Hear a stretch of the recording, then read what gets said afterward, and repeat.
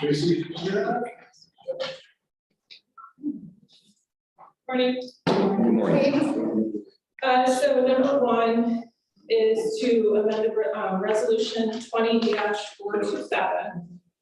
Disability insurance rate for Shelter Point improved to reflect the revised expiration date of January 1, 2022. And the reason for that is those employees that were formerly covered under Schedule X, that after the ratification of the CSCA agreement, they were absorbed into the union. So there's no need for that extra policy that we carry on Schedule X, and they are automatically covered with a CSCA contract.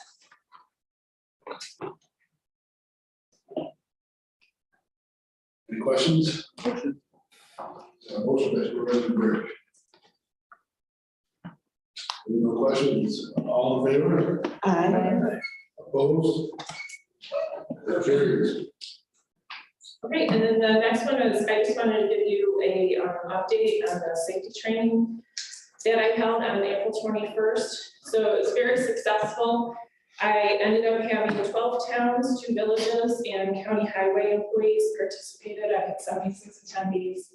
And afterwards, I did get a lot of positive feedback from the superintendents and the employees themselves.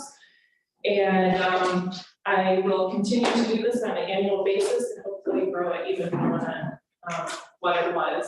And then just to repeat that I had You Dig New York, Cheryl, is now, it was Dig Safely, they rebranded themselves and it's You Dig New York. NY, You Dig NY. And they provided the 1-hour certification, recertification class. And I had Pesh come out and she did training on SDS and lockout tagout, workplace violence, and estimation. And then Kelsey from HR came out and covered sexual harassment. So we were there from about 8 to 11:30, 12 o'clock. Great. I was superintendent, so it was a good meeting, a good refresher course. There's one question for me, and I didn't have an answer to get them. The letters they get from that meeting, or the completion letter you get from that meeting, is that enough for our town's sexual harassment? No, so what Dan told me about the sexual harassment part was that they have to receive from the town's policy on sexual harassment and then the reporting procedures. And as long as they receive that, then that class counted for them. So I did remind them of that during the class. And then what I also did was I scanned each sign-in sheets to each superintendent and I put that in the email also. So yeah, so that's all they would need from the town for that, to count for that. Okay. I understand we did this, so Almost, but I was out for a couple of days. when I said that, you looked at me like I'm crazy. I know, but I know it wasn't last year, but which they did. I understand you may need a bigger venue. It's kind of. Yes, because, so they told me that that room would hold 92 people. And if it does, you would be stuck like cordwood, because it was tight. And they didn't move the tables out for me, so maybe if we just got the chairs in there with no tables. But yeah, it was pretty tight. Yep. But if we need a bigger venue, then that would be great, because then we have more attendees, so. Yeah. Ryan, with regard to the training, I want to amplify what my colleague was saying here. For the training to be binding and protect the towns and villages, unless you have your own written policy, and that policy is disseminated in writing on a yearly basis to your employees, and there is a reporting procedure unique to your entity, which is also distributed to your employees. it's a complete waste of time. Because the employees have to have a copy of the policy, their own policy, as well as a reporting structure who within their entity they go to report to. And absent that, it doesn't meet the minimum standards of the statute for training. So simply sending them to the training, although they get a value of the training, it doesn't protect the town in any way if you're in a situation where you're faced with a complaint. So there are several entities that do not have up-to-date training or policies. So I want to make sure that everybody understands that. Okay. Thank you. Dan, could you notify the entities that don't? I just, since all of the sexual harassment started, we've had some turnover and other people who may not. Well, some of them may have it, but I don't know. Yeah. Many of the towns have contracted with me to be their reporting entity and their investigative agent if a complaint occurs. And I have contracts with several towns to do that. So if a complaint comes forward, the HR department could, if you choose to do so, conduct the investigation. But I know that there are several towns that have not shared with me that they have a policy. And I'll be happy to write it for you. Well, it was easy, if you just took the New York State ones and filled in the blanks and Yeah, all you need to do is really decide who's gonna be who's the, going to yeah. get the report.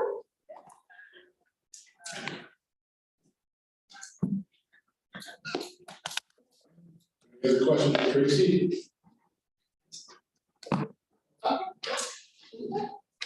Thank you. Bill? All right. I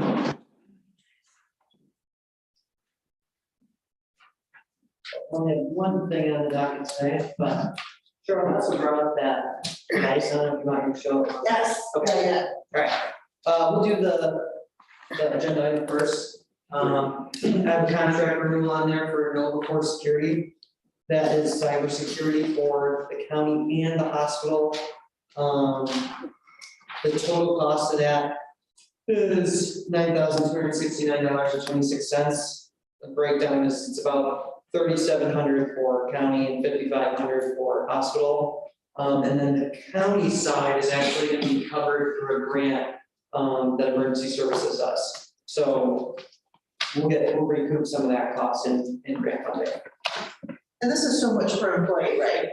Yep, so it's $926 per license. Yeah, so we have 1,000 licenses total. 400 county and about 600 for the hospital. Questions then? Can I ask one more question? Yeah.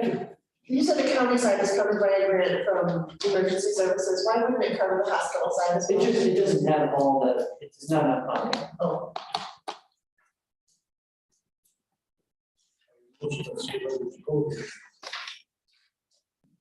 Discussion on this? All in favor? Opposed? Carried. All right, so secondly, sure, you want to kind of talk about this, you know, the advice or? yeah, I was gonna say, you go ahead and show them, but this is gonna be, and I don't wanna jump to it, but Bill brought an example of a touch screen laptop, tablet, whatever they're called. It's kind of both, yeah. And this is kind of what I would like to purchase. Remember last month we did what you do it, this month I'm bringing back cost, but I want to show you what it actually looks like for those that. So yeah, this is what I use as my daily device. I dock it at my workstation, I take it home every day. But it's basically a laptop, but it's a touchscreen as well. And then also, if for whatever reason, if you didn't want it in laptop mode, you can disconnect the screen and use it as a tablet as well. And if you really want to, you can still dock it back with the screen in reverse, so it would be like a tablet if you wanted without the keyboard. But you can run it like this without it. This would just have extra battery. You know what I mean? So, yeah, it's a pretty neat device. I almost never use it in tablet mode, but it is a nice feature to have, so. And I like the touch screen part of it, because then if you're looking at agendas and you've got the links, you can just touch the screen and it opens up, it's a series of.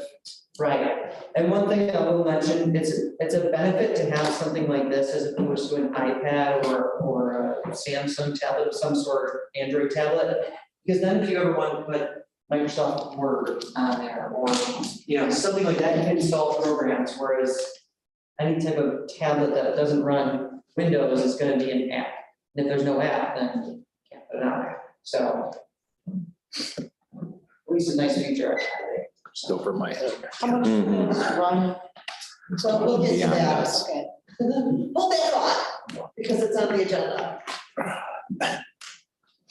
Well, the battery last on that, Bill. This one, mine, I use it today, usually runs longer, The battery runs down pretty good, Yeah, so my device I wanna say this is about 6 years old.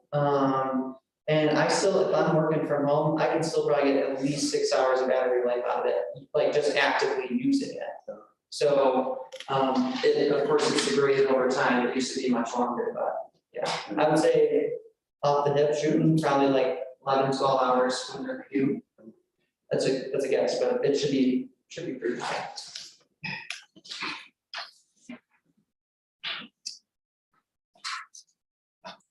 And then one more quick question, once we get to it, do you think that if any of the supervisors are interested in such a device for their homes or for them, that we could get a multi-unit discount or? So I did talk to them, and my rep asked me how many we were thinking about ordering. That doesn't kick in until you're hitting like 50 devices.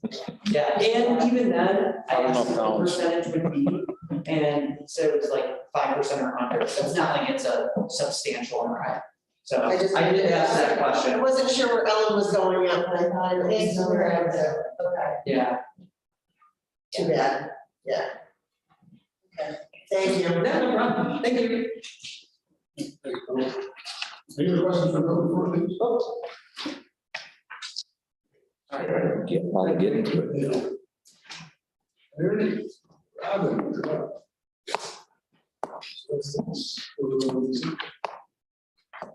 Did you hear the general department update, because it says to attach, but I don't. It's attached. It's just me talking. Okay, very If good. anybody wants it, I'll be. Sales tax. Check this morning, we got anything since then, so those are our two amounts for. People. We're up 10 cents. On the sales tax, I see other counties are capping their sales tax on the gas and stuff. Or is that anything we've ever even? It's on the agenda, it's on, hold that thought. Okay, 50 is working right along too on the investment income reports. We need to go back to fill in some of that information, but, have that added to the begin and that goes on. So, catching up, so we should. Would you go to some, copies of some of the reports that you sent me electronically? Yeah, thank you, that would be good. Okay. Any questions on the sales tax report? Investments? On to general update. Just some general updates about the department.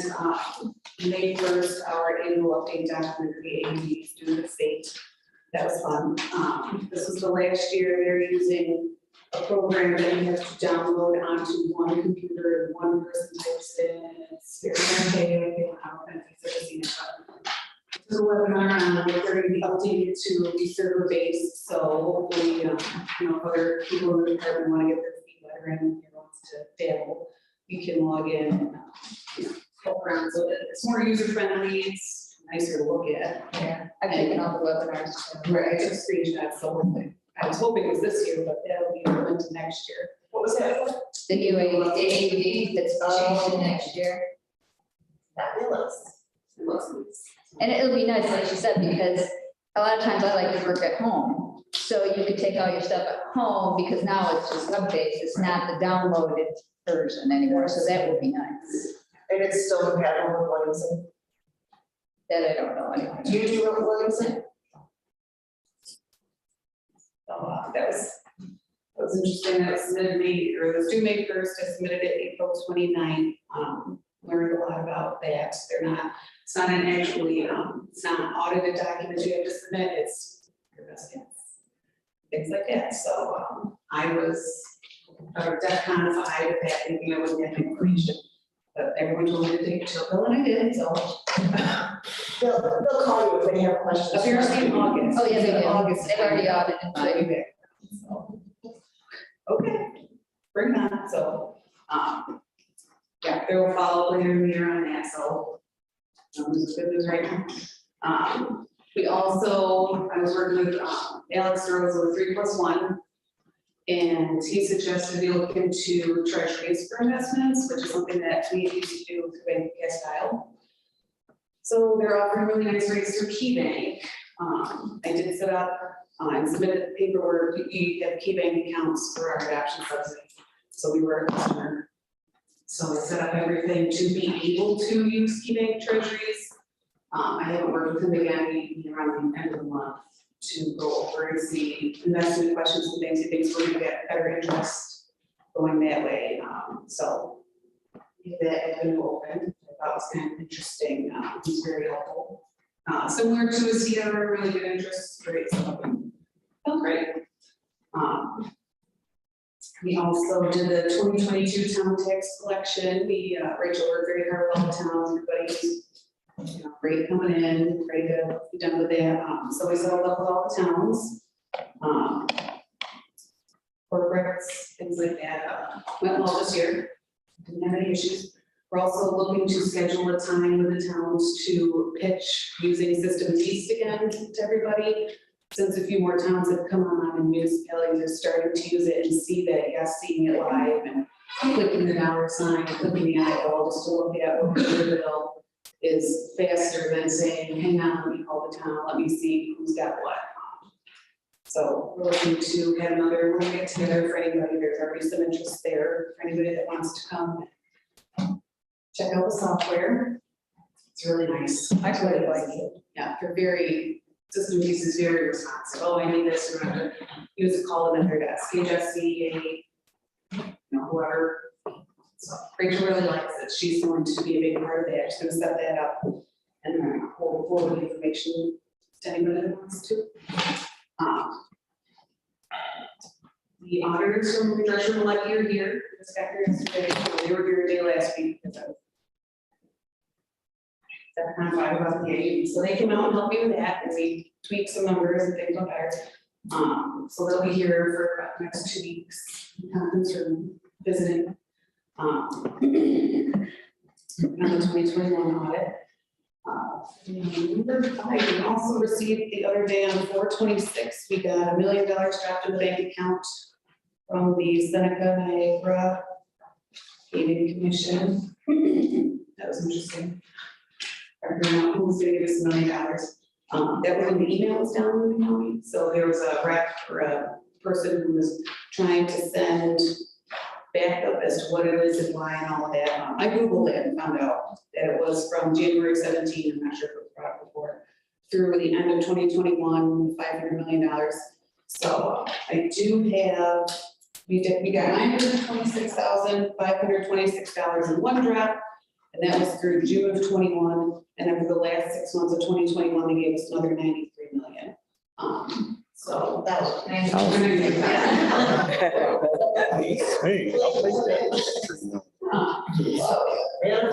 I'm live, right? So the total amount we got was $1,019,778,059 in those 2 drops. Okay. So, when in our off track betting, I asked on the next day listserv if anybody, knew anything specifically about it. So that was surprise. What do we estimate what we're gonna get? I don't know, I couldn't find anything. I wasn't sure it was. It's just a large for what we typically get, doesn't it, Susan? From where? That was Seneca Niagara, right? Yeah, Yes, that's too large for what we typically. yeah, well, it was for how many years, Robin? It was 17, 18, 19, 20, and 21. Yeah. And they did have a couple, they have King County, Shopper years, City of Buffalo, Genesee County, so if anybody wants to see it. Could you send all that to me, in email, I'll put it in the minutes, because I liked all of that. Yeah, I don't get it till, That's, so. And the money you're getting from Batavia Downs is more than the past, I know that Yeah, too. that's it. That's gone up, so, All that together. yeah. Did you have a plan for it, or if it was discussed before? I'm sure she does, she always does. Figured into the budget, you Yeah. know, that we've been getting that money. It was figured into it, that we were getting it from the Senecas, I didn't know. because we didn't know Right. for the longest They were time. coming across. Go But ahead. it's here, so. now you can- The office is gonna do a couple training sessions also too, now that that's coming back from COVID. July 21st, 2022, GFOA is doing a Western seminar, they're doing that at Terry Hills for half a day. If anybody wants to go, I think that'd be kind of. And then May 24th through 26th, Leanne is gonna start with the Comptroller's training session they used to have in Batavia a couple times. I think Rachel took it downstate. Is that the one where they do like, one is basic and then one is advanced, is that the one? Or- No, that's the foundation thing. This is just the one government accounting school through, I can't remember his name, I know he's expert, I can't remember his name. Equilano. Yeah, Yeah. I think it's his thing, because it used to be in person, she's gonna do it online, because it's still online. So that's a good program, they send you a nice packet of information, keep it for back too, which is good. So Leanne's gonna do that, I completed the foundations recently, so start the, advanced sometime when that starts, and then Leanne moved into the junior deputy position. We did acquire Michelle Fabiana from DSS for the new fiscal position, and we had 3 applicants on that. But Leanne's been working very hard to get Bancroft under control and get everything under control. That way she can sit with Michelle and we can, be able to do our spreadsheets and all things like color coding. So everybody can piece it up back.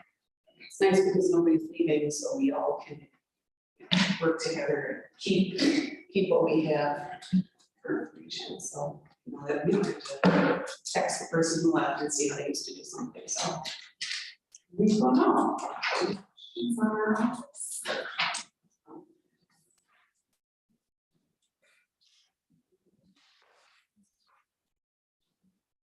General update. Any questions on the general update? The resolution. So, We did receive the first drop that was emailed out. It was $38,314.72 on the 21st. I also emailed the Treasurers Association to see if anybody knew about where we were supposed to put line items, things like that. We're supposed to keep it in. They said that was going to, they actually forwarded emails. They had asked the state for direction on it that says it's coming. They think it might be available at finance school on the 11th. So hopefully we get something soon about where we're supposed to record and what they want us to do with that. I had a couple ideas. And they came up before about maybe needing to establish the restricted fund balance to keep that separate, just like we have the other, for DWI, and things like that. So I didn't know if we wanted to do a resolution and make that something and then figure out exactly the details later.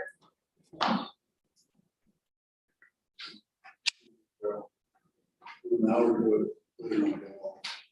I think she can do it. Because what she's gonna do later is kind of behind the scenes. Right, it's just how we're gonna. Yeah. Any questions about establishing the direct fund, restricted funds?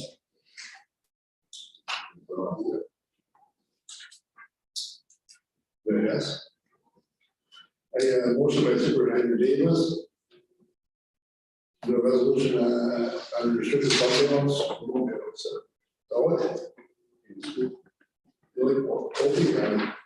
Settlement funds. No questions, all in favor? Aye. Opposed?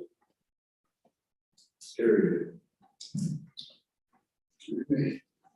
Number 4, let us set our schedule. This is to set the annual salary for the junior deputy treasurer position, $46,000 a year.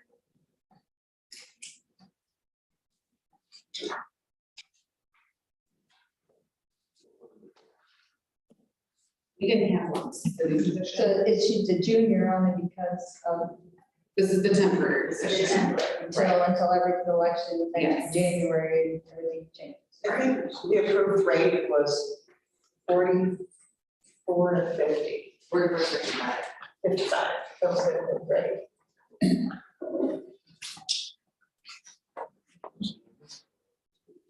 Yeah, motion by Supervisor Becker. Questions? All in favor? Aye. Opposed?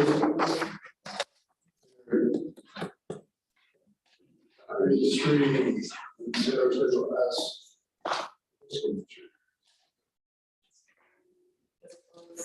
Negotiated with Michelle for 44,000. It worked out as an hourly rate to 24.18 per hour. So slightly less than the junior deputy.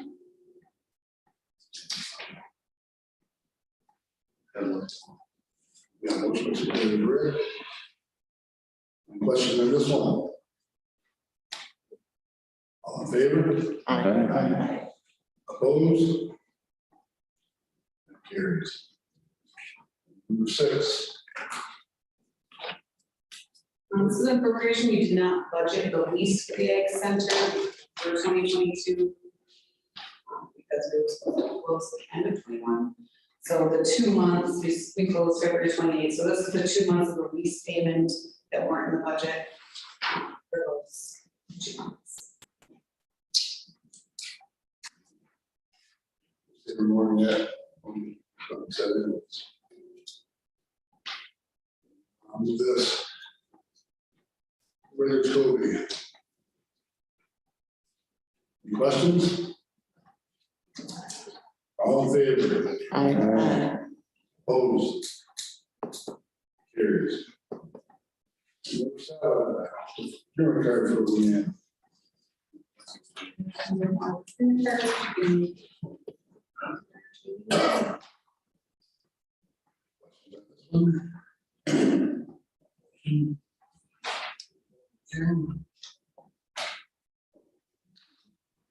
All in favor?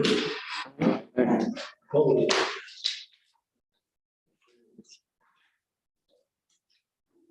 Oh, I am. Any questions?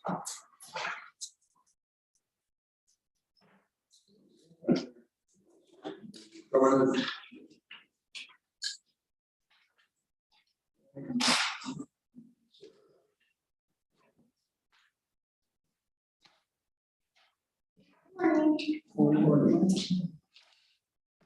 First, item I have is a bid award. We went out to bid for our tax printing, finishing, and mailing services. We did receive 3 bids. One was from a company called Master's Touch. That was thrown out because they failed to send a template and some explanations that were required. And that left us with 2 bids from ABS. ABS is our current printing entity. And they sent 2 bids over because one was in black and white and one was in color. Many of the counties in New York State have backed away from color. Right now, our tax bills do have blue on them, but in an effort to curb some of the cost that is increasing for paper, including the paper is printed on as well as the envelopes, they suggested maybe we take a look at going black and white. So the difference between the 2 came down to 0.16 for black and white or 0.20, so 20 cents or 16 cents. When you're talking about 54,000 bills a year, talking about $100,000 difference annually. the Monterey community, because I didn't know if you want to preference as far as the color versus the black and white.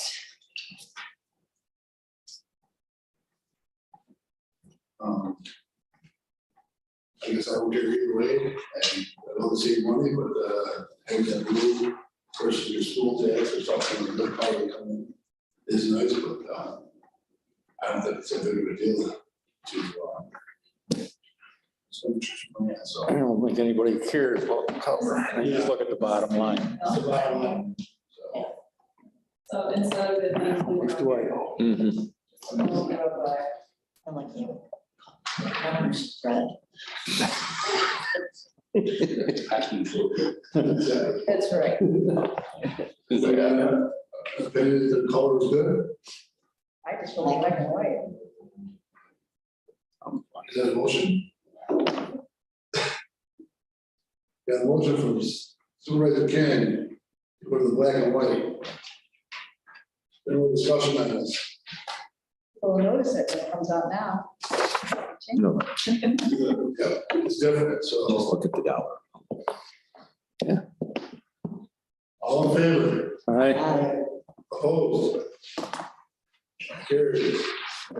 Estimated to delete college contract on the thank you.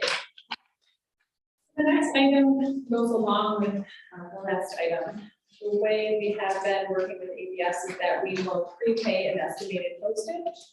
And then once we find out what the actual amounts are, we then bill that back to the village and schools or the towns.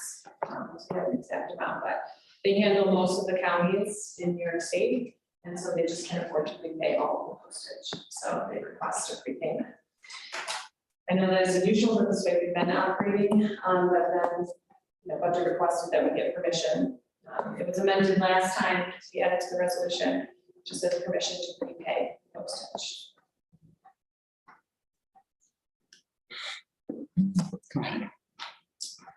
Motion is Supervisor May. Questions, comments on this? All in favor? Opposed? That carries. Number 3, appropriation. This is for the JIS parcel migration. JIS sent me this block, so that the funds will go to pay for the migration. This is approved in a resolution. Oh, committee's ago. Motion by Supervisor Rich. Any discussion on this? All in favor? Opposed? Carries. Number 4, overnight travel for Donna. Donna is finishing up her certification. She needs one more class.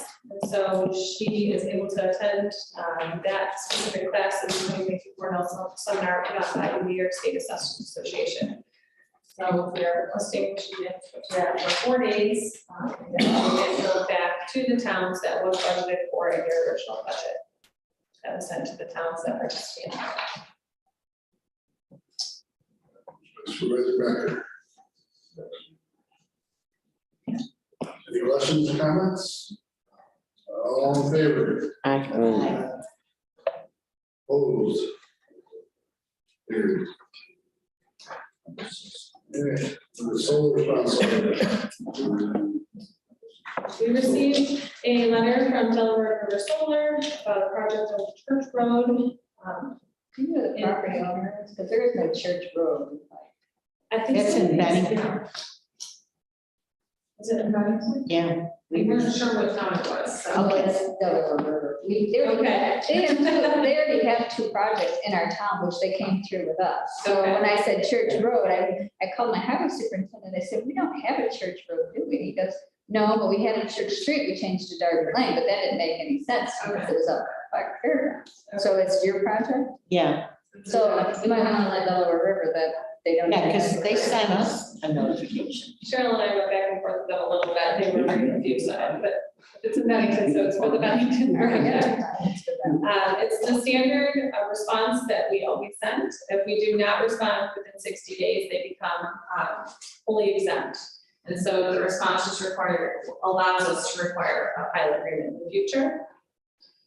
And so Cheryl did mention to me when we were talking through this, that if it's just gonna be a standard letter, I'm also gonna ask for permission just to sign these letters, send them off, and then just bring it as an info only, if that's okay. Well, how does this work if they don't even send the letter to the correct, addressing the correct town? Well, as long as we respond to the As long as company's we name, respond. exactly, it's just a formality. And it's been used by solar companies in the past to push to become fully exempt instead of having. Although I will mention that there has been a new case that was put forth about the solar model that went out for assessors. There's been a bit of a debate, so if you have a solar project, this might be affecting your town. Previously, the assessor was allowed to value them as they saw fit. Many were using cost and then depreciating from there. Some were using an income approach. Moving forward, the state came down and passed a law with last budget saying that you have to use the state's model from now on. Well, when they came out with the model originally last year, they were able to comment on it, the assessors, for a certain period of time. Many of them were finding it was coming quite close to what they had on their rolls. 2 months later, they came out with the final version, and all of a sudden, the value went up significantly. So they had tweaked the model, and now all these values are very low. It's also affecting a lot of the pilot agreements that are out there, because you can only charge in a pilot agreement equal to or less than what would be in taxes. And so now they're finding that some of these pilot agreement charges are actually higher than what it would be in taxes. So now these solar companies are really making out. So they, 2 days ago, filed an injunction saying the assessors no longer need to use that model. I don't know if that'll hold moving forward. If you do hear other counties talking about this, this is something that will be very important moving forward. It makes pilots almost obsolete if the values are going to be that low. And it guarantees these solar companies that we will not be paying much in taxes. So we'll see where it goes, but just want to make you aware that that works up for it. Thanks, so.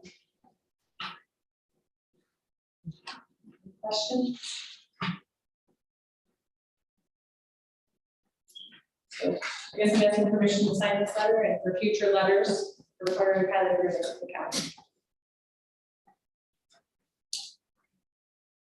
Motion by Supervisor Grant.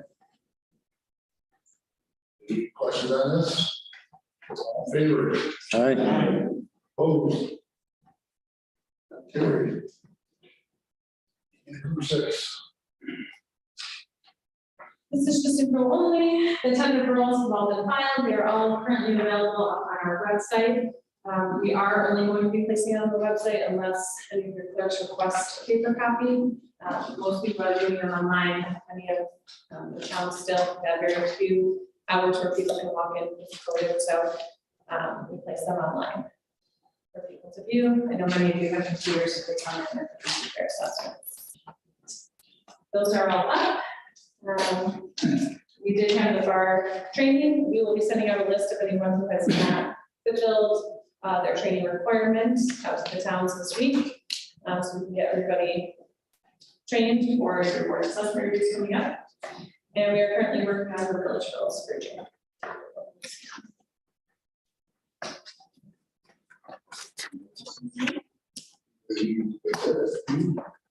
Any questions from Sarah?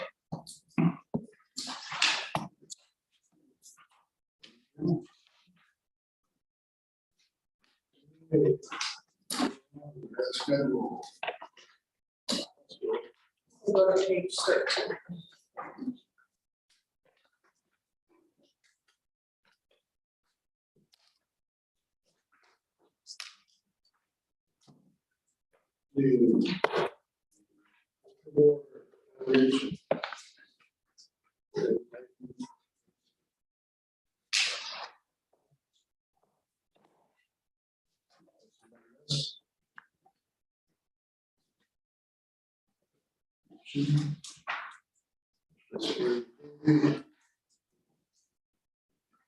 All in favor? Aye. Opposed? Carried. Is there a reason why we're doing some more advertising, or is just the cost of what we do? So you're doing more advertising, yeah. We opened a PO for, Dave Daly and for, Harry Harrow for $500 each. Yeah, and this was outside, but we had a budget of $1460, what it says in here, I think. And we had some outside advertising that we had to do for some special things going on.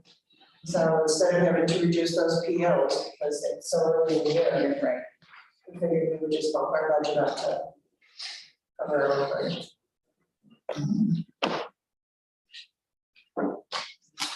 Anything else? Item number 2. Consideration local law, the local law entitled document amendments to New York State open meetings law for the community use of venue conferences. Set public hearing for June 14th. So there is a question and answer document attached to agendas. And it's 4 pages. And in order, after the state no longer has a state of emergency, in order to continue any kind of remote meetings, we would have to do this local law. But if you read this, it will explain to you that in certain circumstances, if you're attending a meeting via Zoom, you don't count towards the quorum or the vote. You have to actually be here in person in order to, unless there's some extenuating circumstances. But then it also explains in this question and answer form and in your local law that there has to be extenuating circumstances. So I would suggest that everyone read the law and this question and answer form between now and next month, because we're setting the public hearing for June. But if we want to continue doing remote meetings, we will need a local law. But please take the time to read the question and answer form and the local law. The local law is short. So that way people, anybody can see the meeting, but you can't participate. Nobody will be participating if you're watching. And right, and the other thing is, remember that if you're gonna participate via Zoom, when there's no longer a state of emergency, then we have to advertise your physical location and you have to welcome the general public into your location. So there are things that you need to know, question and answer. But in order for us to even be eligible to do any remote meetings, we have to have a local law. And that's according to the budget that the governor just passed. So let's introduce it. Read a few pages. You'll know what you're up against next month, and if there are questions, then we'll get answered, but that's, or before that, hopefully, get questions. But in order for us to continue doing remote meetings of any kind, we need to have a local law. Once the state of emergency is done, if she ever lives.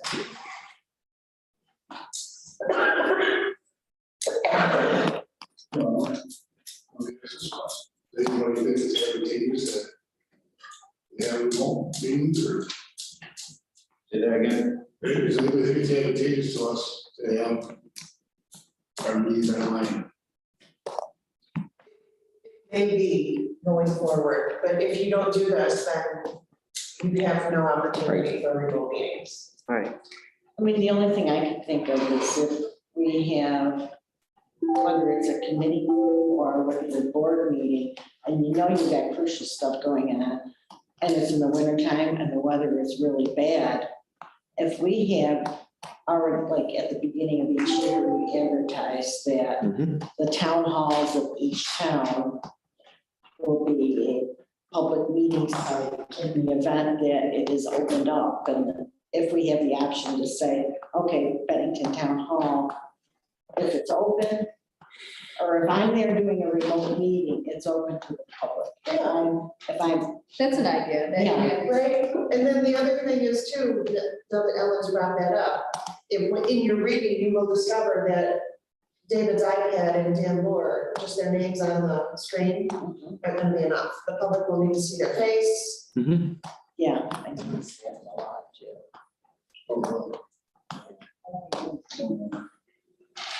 if I can't participate, then I probably, maybe I would listen, because I do listen once in a while to some of the meetings that are going on now, just to listen, so you have an understanding of what's going on. But yeah, I like to be able to participate. Yeah, so let's at least get it introduced. Yeah. Let's read the Yeah, pages that yeah. it'll take you to read it. And then, between now and next month, if there are questions, let's see if we can get them answered. And then the worst that happens is you withdraw the local law, but I really don't see you doing that, so.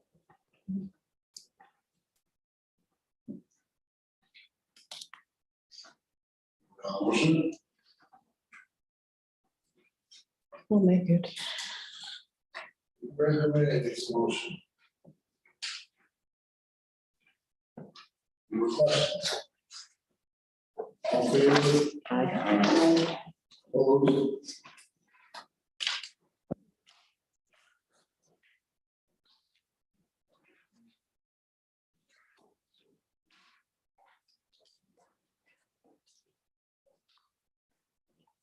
Somebody have a word to say, report? Motion to include the villages according to the official adopted assessment rules.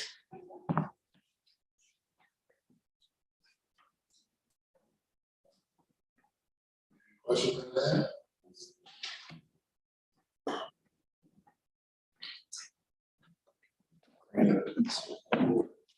If you like your. Oh, yeah, I want my money. Pretty much of mine. Because I'll take one. I don't have a touch. All in favor? Aye. Opposed? Sure. Carried. Consumer purchase of 6 Microsoft Surface tablets with touchscreen using medical funds. For a little over $2,000 a piece. Do we spend the Seneca money to do I'll make the motion. I made it there. so I'll make the motion. Your motion to do it? Any more discussion on this? Janice didn't really want us to say it was ARPA, did she? She just wanted to say, because that way she had to, more reporting or something. That's what she told me. Okay. Thought that was more reporting or something if you listed it for, okay. All right. I just know what she told me. Yeah. Is there any more discussion on this? Do you know you need 6? Well, yeah, it? because I can think of at least 3 right now that I can probably teach to use them so that they can see the attachments. I'm not one of the 3. Are you putting a ring? No, I'm not. But it would certainly make their lives easier, I think, if they can see the attachments. I just, Sure it was. I feel weird, I don't have one, but I feel weird that, like, you've made an investment, investments already on your own.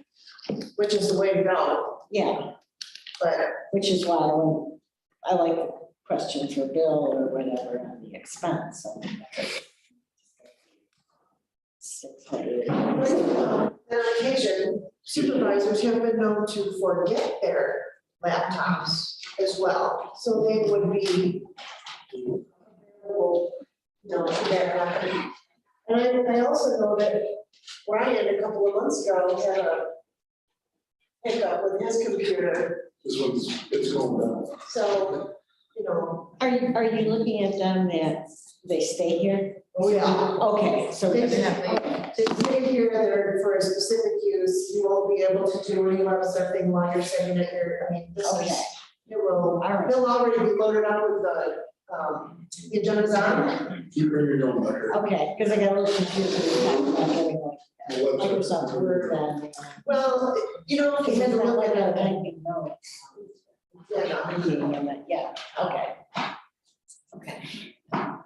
and we would already have them up and running, so all you had to do was grab one and put it at your desk. That's the plan anyway. It's 6 and up. We're gonna start with 6. We get to a point where they'll Like I said, I would use censor one, but my laptop's a lot bigger, and it's just, I don't carry it. So we're, I'm probably pushing the 6 right now, with you guys just kind of talking, but I wanted to start with 6 years ago, when I was promised a 6, but maybe the jail and the road patrol, that went by the wayside, but then when Jim said, why did you have 6 with the ARPA funds, I went, huh? Me, okay. Don't ask, don't get, right? So here we are asking for 6. I made the motion. Any more discussion? All in favor? Aye. Opposed? Carried. And quick walk-in. Okay, In October of last year, we were given permission to do the roster books. And at the time, the lowest quote was a little over $2,000 for 875 copies. And that was with Indoff. We've got an updated quote of $21.35, which is about $100, a little over $100 more. And we're ready to go to print. So we would just like approval to spend an additional $100 to get your rosters printed. motion from Supervisor Davis. Any questions or comments on this? All in favor? Opposed? A lot of information in books. Carried. Okay. White.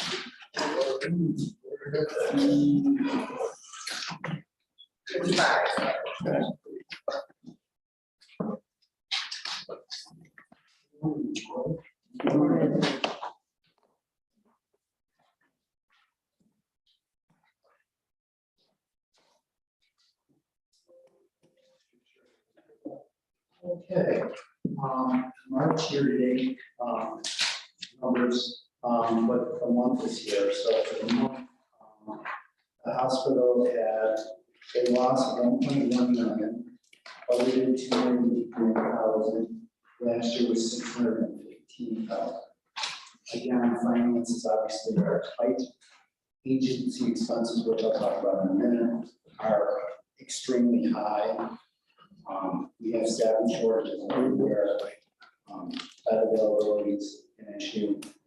But we still, senior management still continues to work on savings reduction plans, and we have a few revenue enhancement projects as well.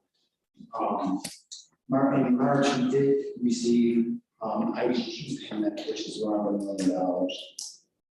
Staffing, which I mentioned already, that's an issue for us in the facility, throughout the facility, clinics, hospital, specialty hospital, and nursing home as well. Agency staffing is being used in the surge, the med-surg area, our OB floor, and in the skilled nursing facility. Staffing, agency staffing in the hospital, right now we have 26 contracted RNs. Which is almost 50% of our staff. Agency staffing in the nursing home, we have 1 RN, 10 LPNs, and 7 CNAs. They're all per diem, which is good because it's not contracted. A lot of the contracts take sign up for 3 months at a time. We continue, there was a job there, and on March 3rd again, and pay rates have been advertised for positions have been there. COVID, the hospital and community rates are rising in the past recent weeks. Nursing facility had as high as 30 people in the nursing home with COVID. Currently they're down to 2, so that's good news. Our staff with COVID also was increased. We have between 10 and 15 people out. Mask requirements for healthcare facilities are still in effect for us. The last time I was here, you asked me if I would report on quality. So the hospital uses a company called Press Game. Leanne spoke about that at the last meeting. Our overall score, which I think is important because it kind of tells you overall where we are, multiple questions, is at 51. Our goal is to be about 50.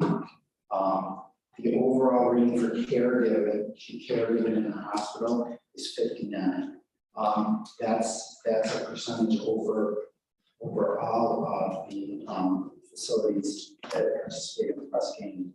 The thing to remember is everybody is working to try to improve their scores. So as everybody works to try to improve their scores, the scale goes up and down based on that. So it's like chasing it's like a cat or a dog chasing their tail.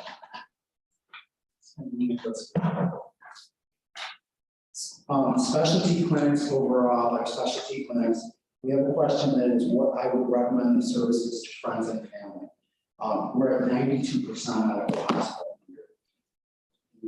Family medicine and internal medicine clinics have a question that's, would you recommend practice? We're at 95% out of 100. So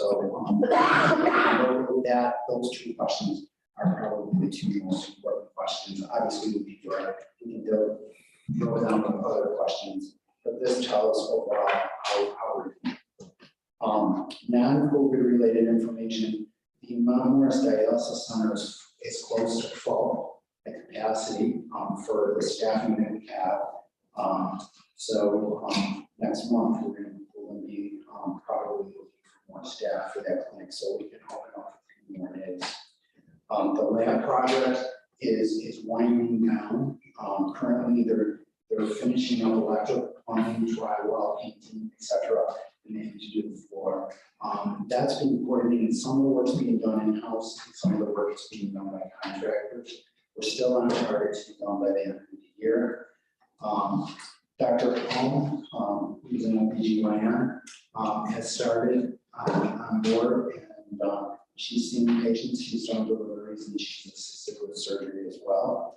The nursing home just received word that they continue to be a 5-star quality rated facility. Questions?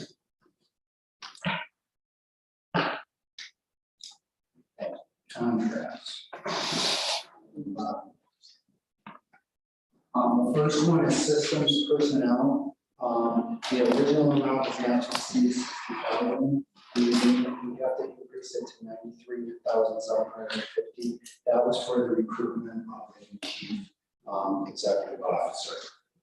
The next one is Bethany Filter. This is for the lab bacteriology. This is just to change the term from a 5-year agreement to a 7-year agreement. We've locked in the price for 7 years. And next one is Medicare administrators. Medicare writes all of our special for us. This is to extend the term of the contract out to 2023. The next one is Dr. David Protera. This is just, we were approved him last time. This is just the verbiage associated with his work reviews. He exceeds his work reviews of 3,325 the first 6 months of the year, and he will get a bump of $62.30 per work review. The next one is Rochester Video. What's an review? A work review, everything that they do has weight. It's a national scale, so everything they do has weight. So if you go to the doctor and you have an office visit, if you have say a normal office visit, that's 3 RVUs. Can you show me what RVU actually stands for? Revenue value. Thank you. And WC is for work. Thank you. You're welcome. Rochester Rio is what we use to communicate in the Rochester area with radiology and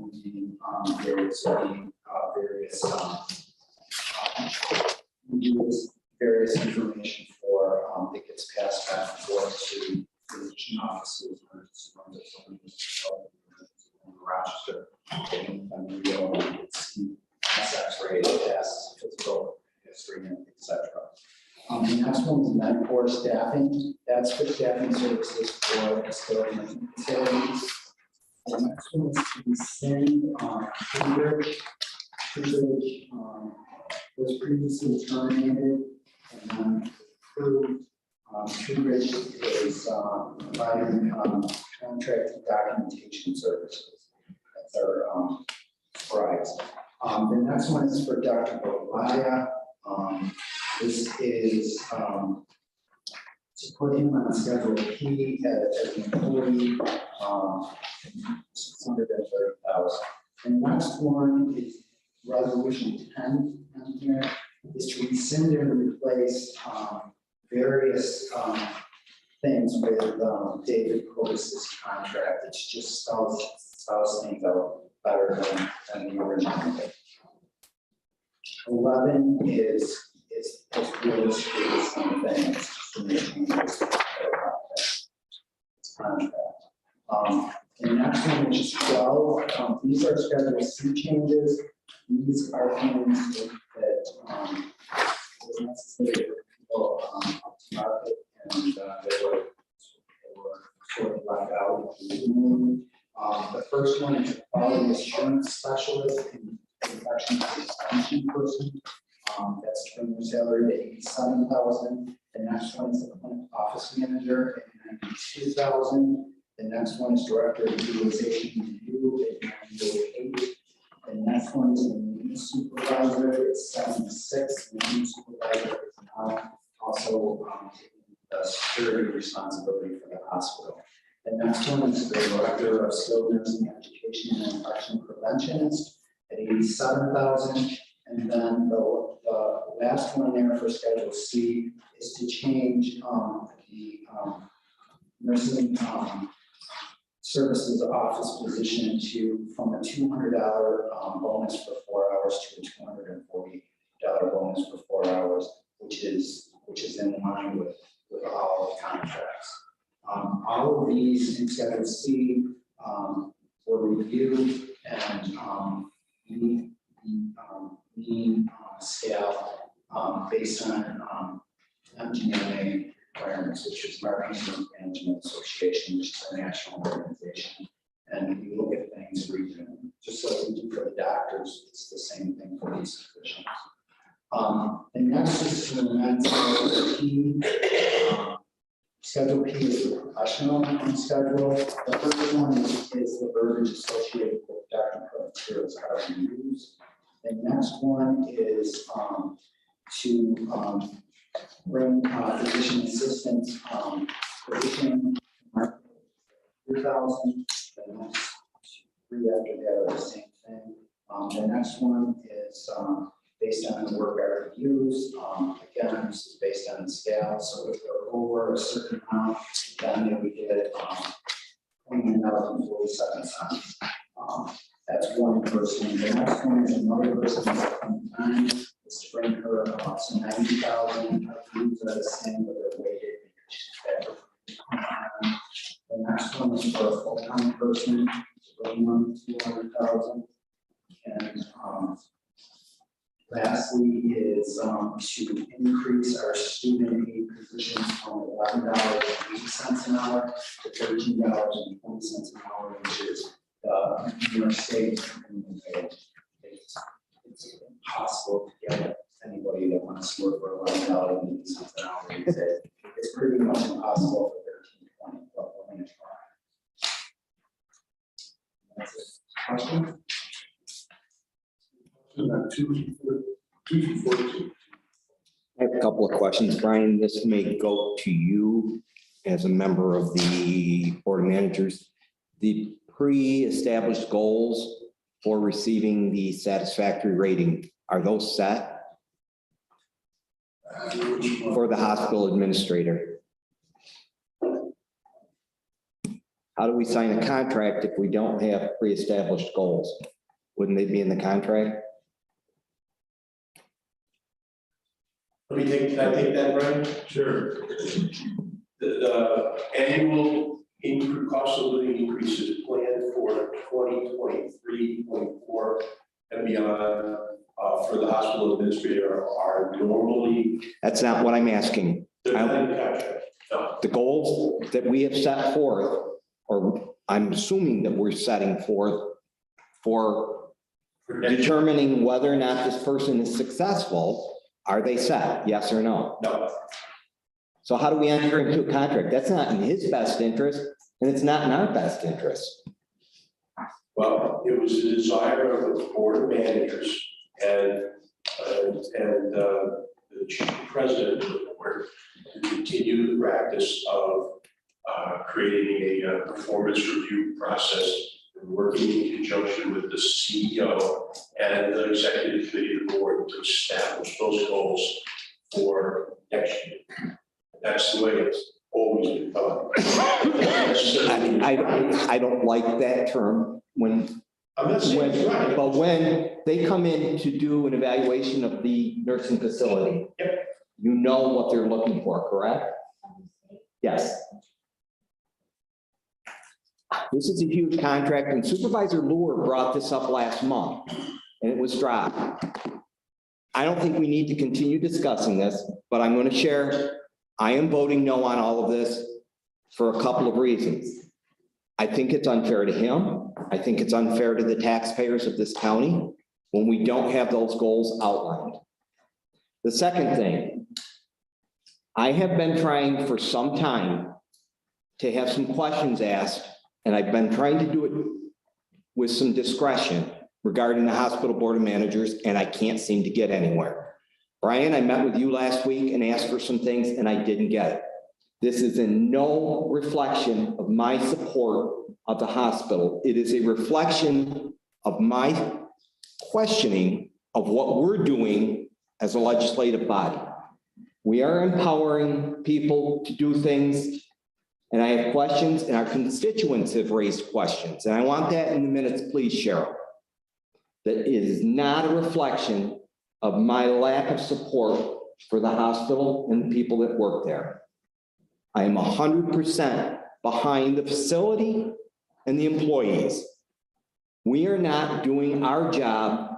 We are not doing justice to this person and to the taxpayers of this county if we don't ask questions, expect answers. Okay.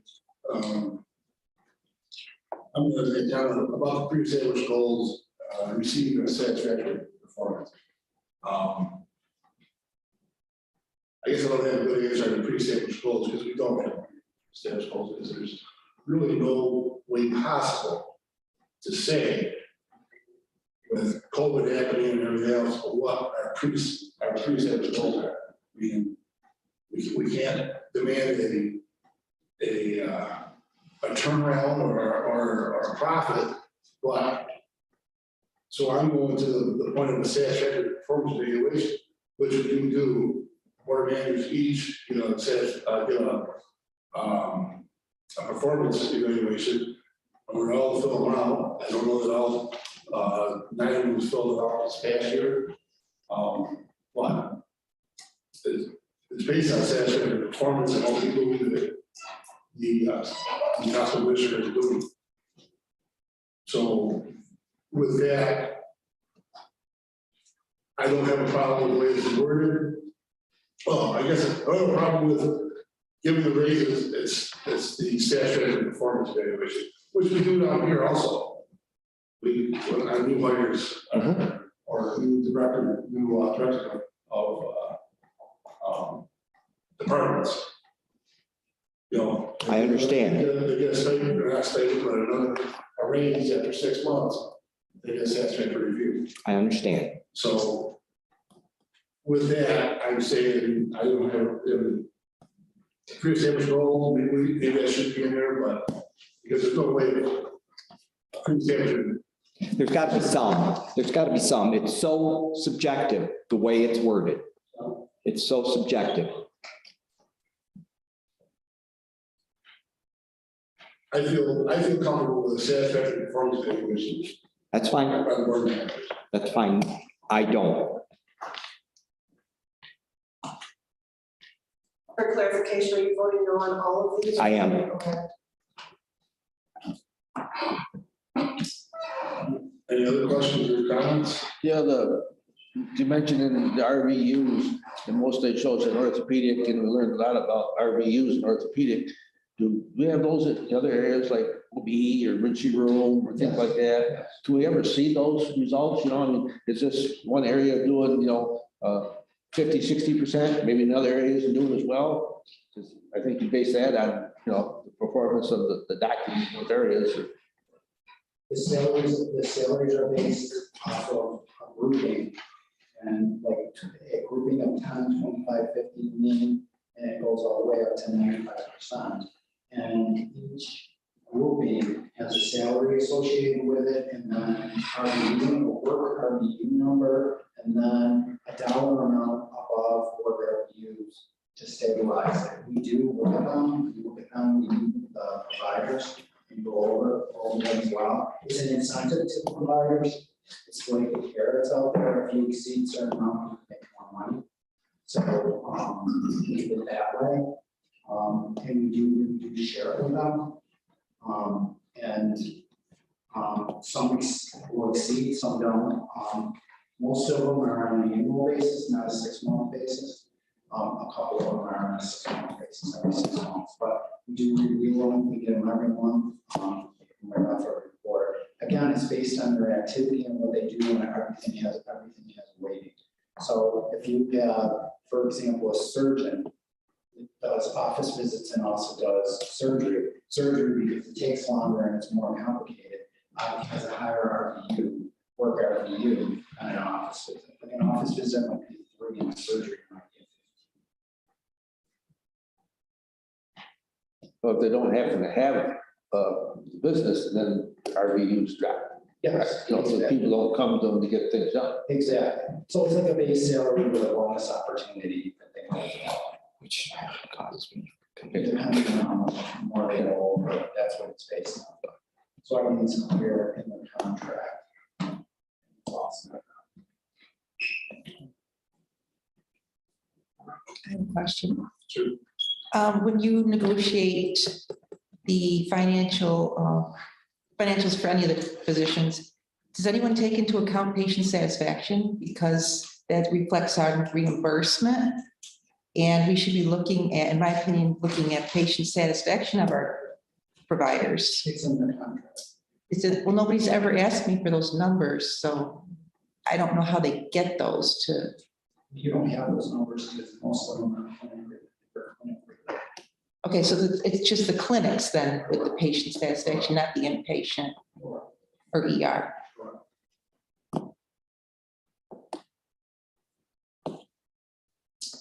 Is there any other questions? I guess I just want to make a comment too, going back to what Mike was talking about.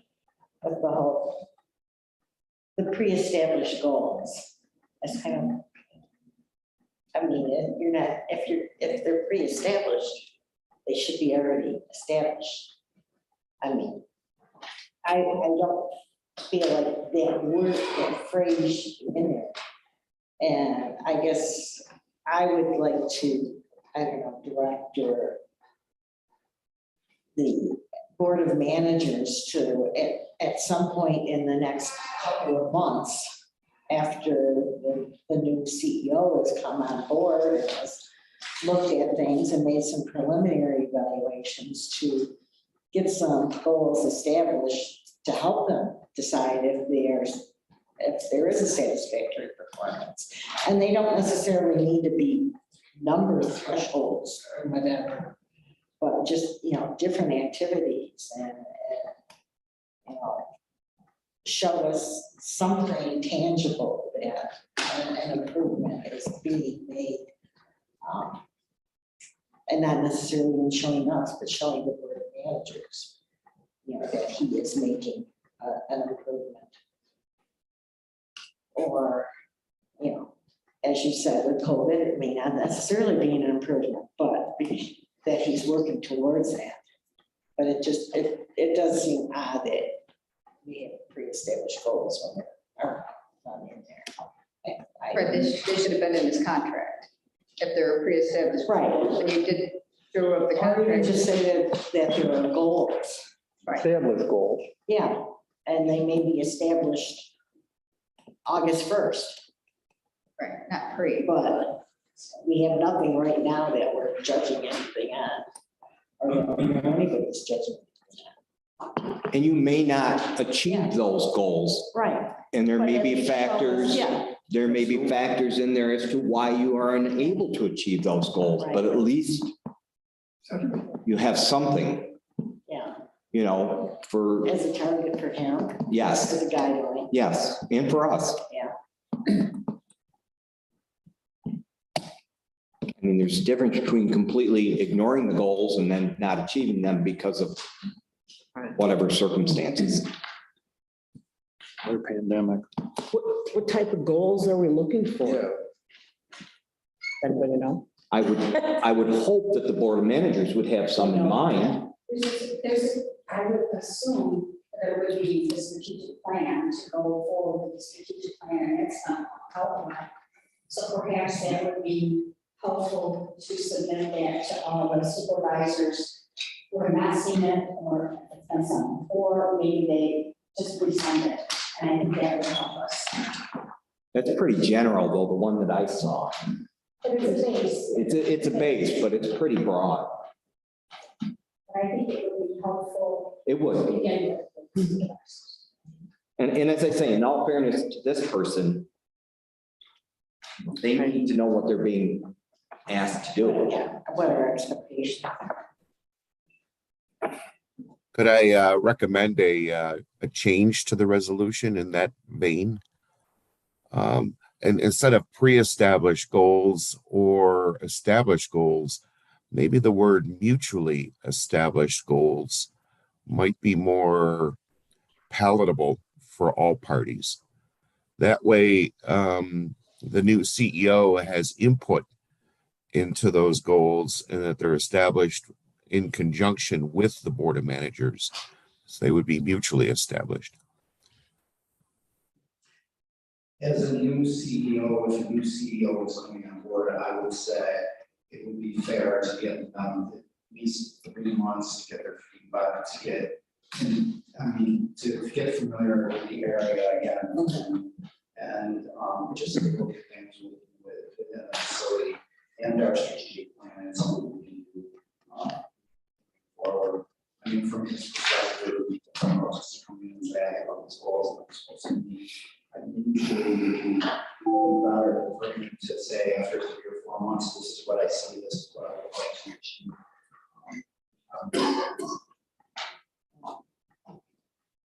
I mean, I guess going back to when Joe came on, a lot of what he did was even reviewing existing contracts, looking for cost savings.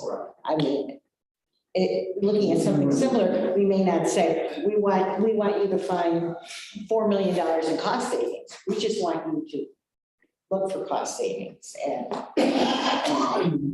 That was discussed during the interview on that. And never a set figure or a set. Right. I say it's almost, there's to a great even point. We're not expecting the hospital to make money, but. Yeah. We can change the cost savings and to increase revenue. I mean, I called down there about something, they said, we don't have a provider for that. We used to have, we don't have it. Well, that's where the cost savings moving forward, some things were cut. And, many were cut.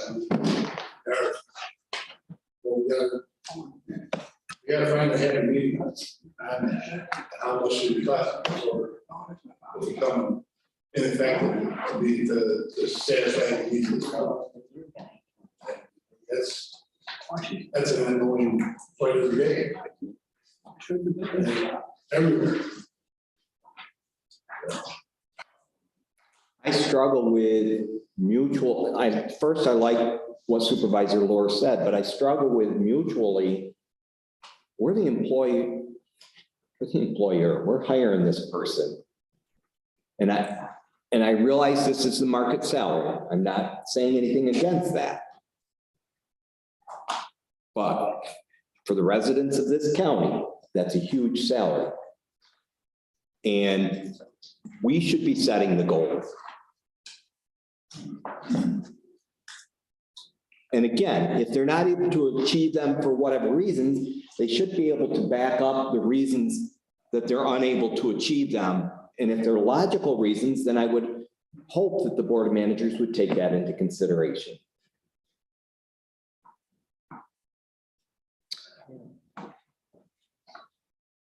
And as far as our evaluation systems, civil service evaluation systems are nothing very good about them, to be honest. In my opinion. So do we want to, for wording? I'm still, I mean, yes, so do as you please. I've shared my opinion. I have changed the language to mutually. Okay.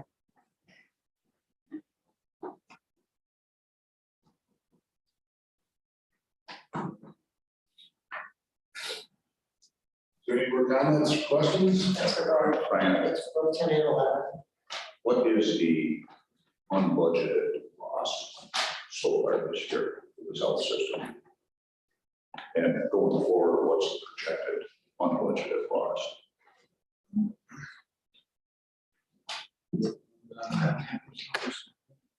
I'm trying to remember. $4 million. Unbudgeted? How's that covered? Is the hospital got that kind of cash covered it? Right now, yes. We're obviously going to be relying on the 3 million that was promised from the county. Well, I don't have the cash projections with me, but, you know, doing everything that we can, I think cash projections were projected to run out, the way things are possibly going on. All of our healthcare contracts with payers are up. So we see that as a large opportunity. And we are looking at services, some services will be adding, like dialysis is taking right off. So we're looking at that, and looking at some, we are reviewing a lot of contracts. We are going out to the vendor and saying, okay, if we send it, we get our last, like we did with the contract, you save money there. So, and then really the new CFO on board, he has been working, he has grant writing experience as well as I do. So we'll have 2 people instead of 1 looking at possible grants as well. That would be Mike, when you spoke about the dialysis unit, you know, I know that first proposed this, and talked about it years ago, it was going to be a financial loser. But at the time, or we didn't know how utilized it would be. Now, as you just mentioned, that it's the usage is very, very good. Is there, and I know you're not the finance guy, but is there the potential that the unit to become profitable or at least break even? Yes. It's good news. Great. And our contracts will have a lot to do with that as well. So we, you know, have some money there. Also, anybody that's on dialysis requires a great amount of blood work constantly and testing. So all that also is coming to us. Ancillary. Right, which work wasn't. So we're getting all that as well. So yeah, our max is 10 people, and right now we're at 9. And I know of 2 more that will come on board. So, and luckily, we're not having a problem with recruiting. I have 2 nurses that are working at another place that have dialysis experience that are interested in going. So, and that was the problem before with the Ansel and always when they were trying to keep it open, they couldn't find staff. Right. We don't have that problem. That's good. Mike, what are the hours? I mean, you know, when this first came to our attention a few years ago, you know, it was brought our, you know, I mean, 3 o'clock in the morning is the only time you could get a chair in the dialysis unit, like in Rochester. And our idea was that we would make this as convenient as we could for whoever needs it. So, we have regular hours, I mean, like 8 to 4. They start at 6 a.m., they work 12 hour, the nurses work 12.5 hour shifts. They work at So it's over from 6 to 6. 5:30, 6 to 6, yeah. Great. So, and that's another reason why we can fill up, because we have prime Available. available. You have a breakdown on how many Wyoming County residents? I do not, I know a lot of them are coming from Johnson, but I do not. The purpose, of course, was to serve the residents of Wyoming County. The facility became available, and we ran with it. But, It's out there, and Dr. Arnott has office hours at the hospital, so. I can find out. Well, it would be bad PR. No. And he's spoke on the radio a couple times, and he did really well, so. Thank you. You're welcome. I have a question. I know that we've addressed this in the past. Is there any outlook for oncology services at the hospital to try to bring some revenue in? There is. We've talked with Great Lakes Oncology. We've had multiple meetings with Great Lakes Oncology. As a matter of fact, we had a meeting with Great Lakes Oncology that's been before Joe passed away. I think there's a, So they're working on some numbers, and we're still talking. okay. I think there's a need for that. I think there's a good need for that. Yes. It The could bring in difficulty some with revenue. that is, the difficulty is with chemotherapy, especially chemotherapy, because the requirements for the pharmacy for mixing, you have to have a certain ventilation system, we don't have it. And it's extremely extremely expensive. So they're trying, and they're working the figures and trying to figure it out. Great Lakes also had an issue with physicians. They had a few physicians that were also to come on the end of time. So, Okay. but we're still talking to Great Lakes. Good, thank you. You're welcome. Mike, I got one thing. Just for my own personal. Is there any way we can track agency costs versus what it would have been if we had nurses available? How much more it's costing us Sure. as a total for the year? We could do that. We pretty much know that. We're spending, rounded numbers, 800 Gs a month in contract nursing. At an average of 171 and change an hour versus call it 45 at the top for our own. Just off. So for every nurse we can find and bring in as an employee, not a contractor, there's almost a 3.5-fold savings. Thus, the drive for recruitment. And if you annualize out that agency fee, it's almost $10 million in an expense that we don't want, we'd love to get rid of, shouldn't have to bear, and that 171 and change average is actually down.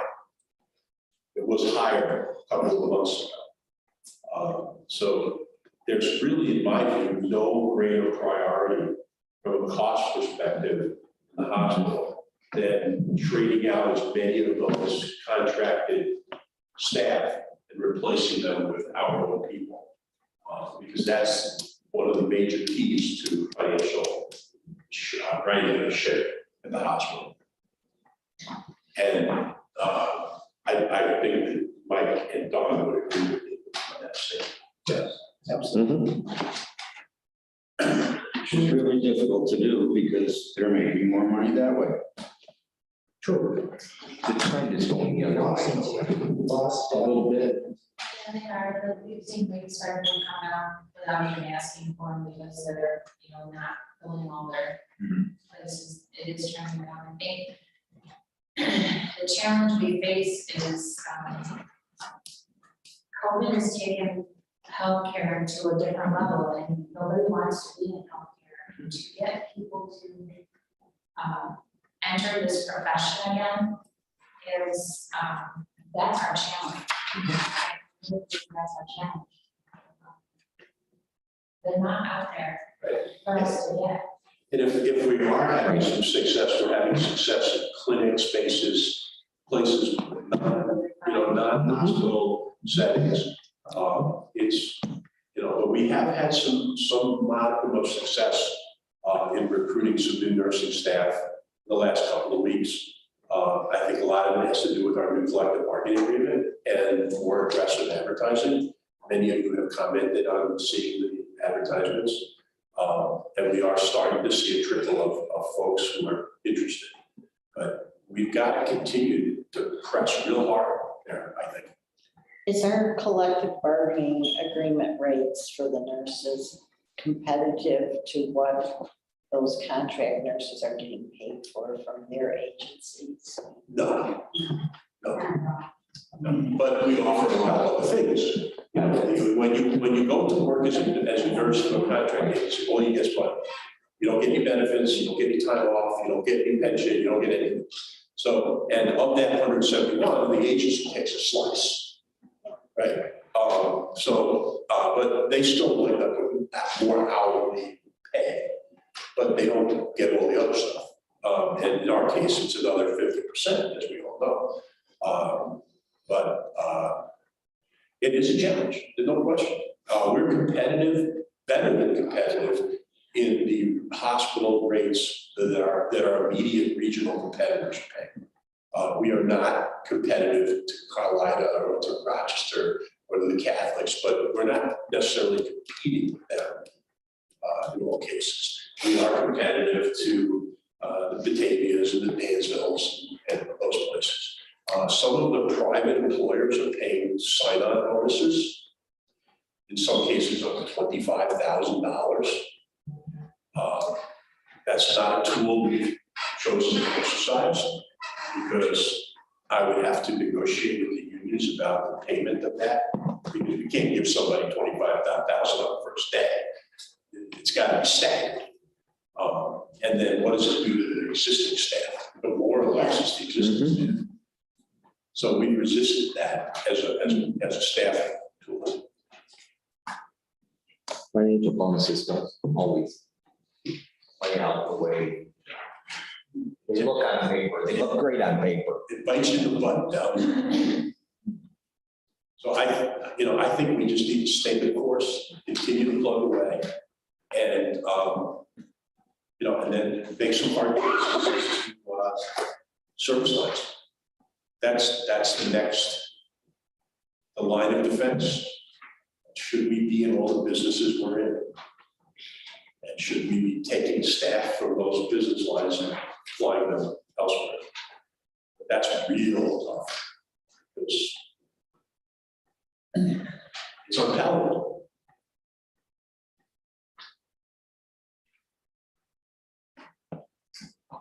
Do we pay for any of their education? Yes. Yes. How much? Depends on what, there's a tuition assistance towards that. In some cases, we pay the full freight. For an example, we're currently paying the full freight on RNFA that's a nurse first assistant in the emergency room operator for her certification. We're paying 100% of that. So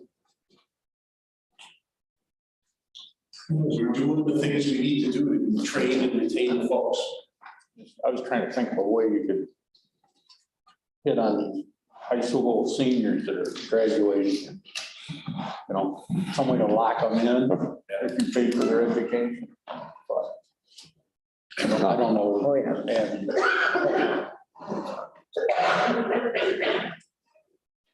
I think the change that the state just recently enacted for 5 and 6 tier of the retirement by reducing the vesting from 10 years to 5 years and reducing the contributions will help us with recruitment. Once that starts to get out there and people understand what that really means, I think it'll also help for the existing staff who are not looking at a 10-year vest period as well. So that I think that bodes well for us. But feds just announced this morning, I just saw it on my phone, we're at over 11 million job vacancies across the United States. It's the highest in the history of keeping that record. Ever.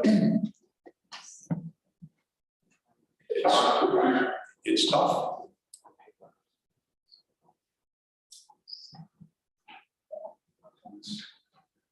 I get better quick. No, there's no good answers to this problem, and we just gotta chip away at it.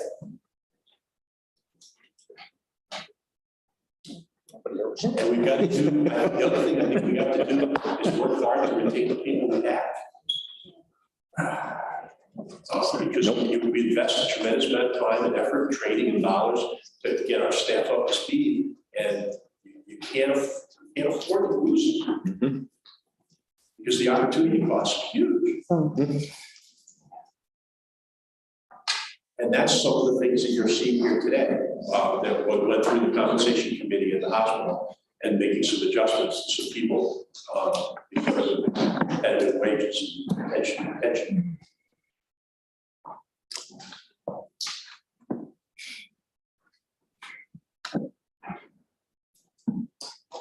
All right. Any more questions on 2 through 14?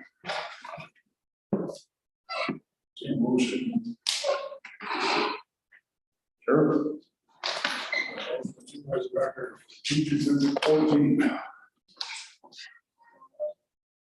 All in favor? Opposed? No. Just one no? Two no's? Okay. That carries.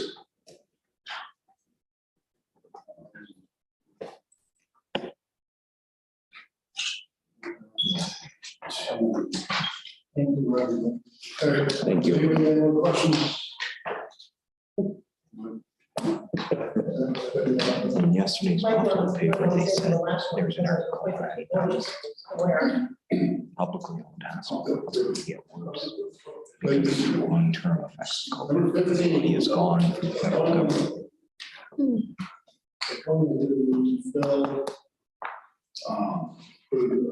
The board of managers to fill a vacant expired 5-year term.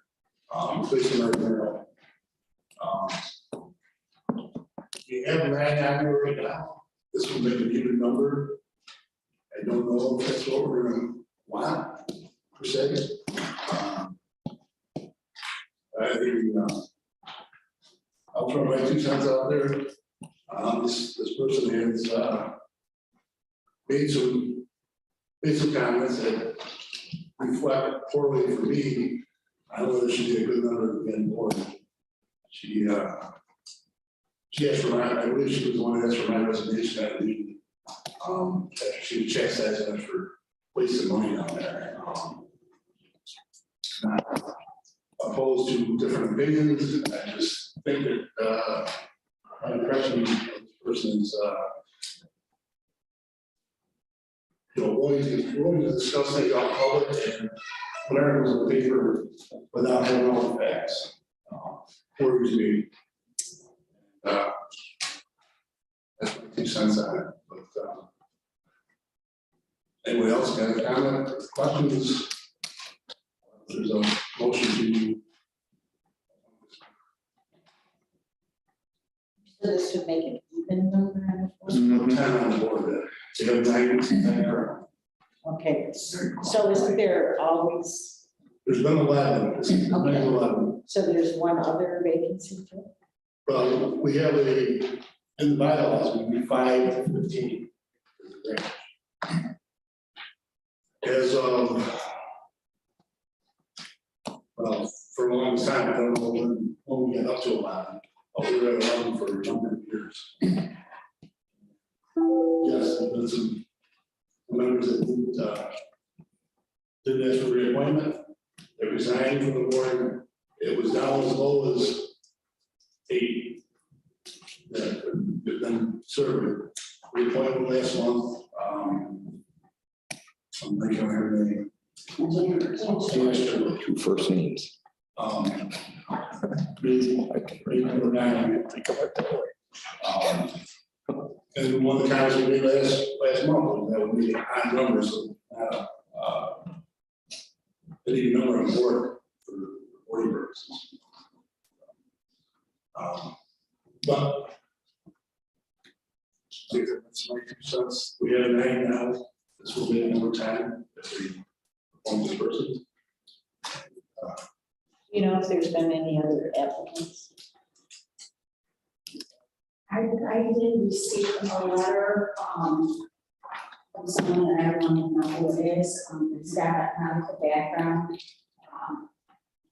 That person did not realize that there was an actual thing online, I guess, of an application or the virtual application that should have. It should buy, but, that letter stated that should there be a vacancy, that person would be very, very interested. That would be a good addition too, but again, because of the, it didn't even know that person was remaining back. I talked to this lady a number of times on the phone, didn't meet her personally. Just, I'm not on this committee, but I personally feel she's highly qualified. Very witty, and I would like to see her appointed on that board of managers. This person contacted me, told me desire to be on there and why hasn't she been asked type of thing. And I told her go ahead and apply. But at the same point, I had read her comments in the newspaper and I didn't think that they were appropriate. It's my take on it. With the comments that were made in the paper in the opinion section, I don't think I'd like to see somebody like this on this board.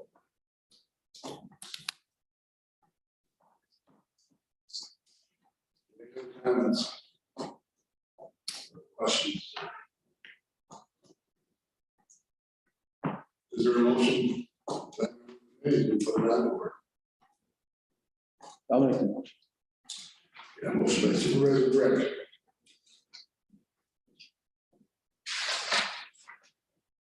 Hey, no more questions? All in favor? Aye. Opposed? Opposed. Raise your hands.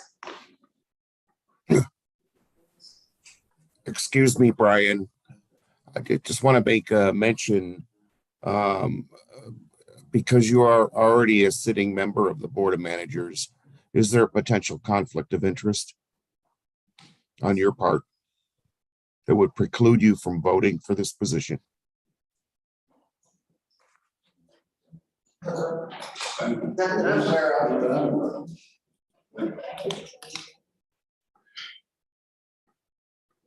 There's bylaws. There's nothing in the bylaws that speaks to that. I just think that it might be useful for you to abstain from this vote just to avoid any potential conflict of interest. I voted yes last month for Janet Shirley. Nothing was brought up then. I don't see your conflict of interest.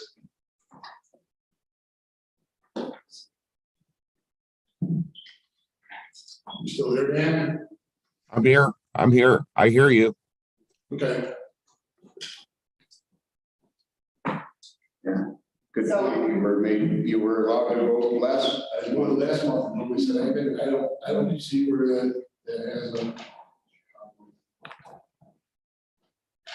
I mean, just because you disagree with someone's position doesn't necessarily mean. I didn't, well, okay, I didn't say that position, but my comment is about the way she put things out in the public with not having full knowledge of what's going on. She's choosing to talk about it on a public forum and question things that she doesn't have all the facts. And she, once again, made comments toward me that I should resign. And she made comments to other people, I believe too. Sure. I get that. I'm just thinking that we ought to be looking for a diverse set of opinions on that board of managers. I'm not opposed to diverse set of opinions. I'm opposed to someone coming on the board with a preconceived notion of what they think is right and wrong and causing problems. Okay, Showed some interest, maybe she was on the board, she would see how it worked. I'm sure, like you said, she didn't have all the facts. Hey, Jen, at this current vote, it's 5-5, so it's a draw.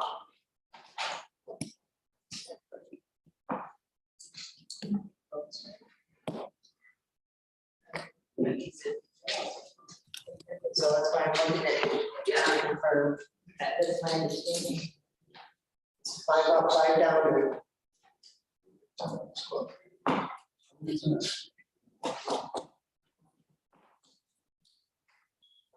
Unless the committee or our chairwoman can. That's correct. Just like the vote. I don't know now.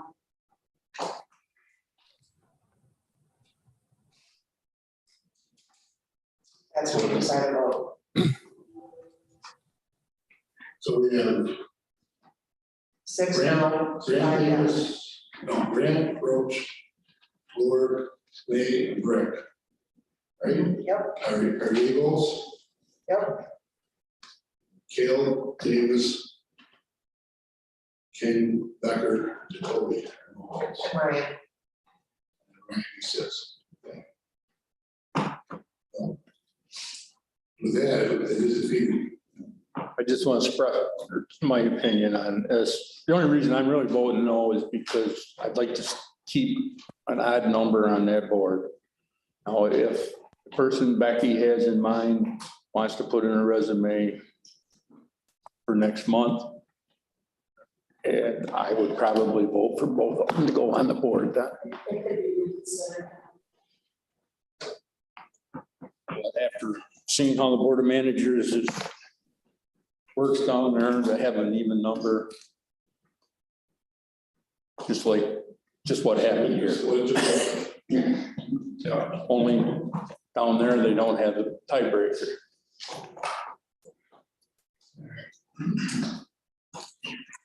That's my thought on it. That's everybody. So at this point, it's been defeated. Just one comment I would like to is like, when I look at the virtual resume, and I think it's a board of managers. That was, I would like to see more information. And so if you could tell that person too, more information, like Ms. Henderson had on there about school board, served on the school board or whatever, but there were needs and stuff like that. And kind of flesh out. Very well outlined, so I can.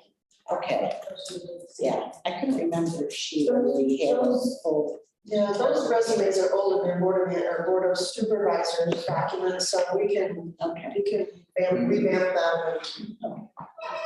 It's not one of the interests to really elaborate on what the interest is I think. and what they, their feelings are.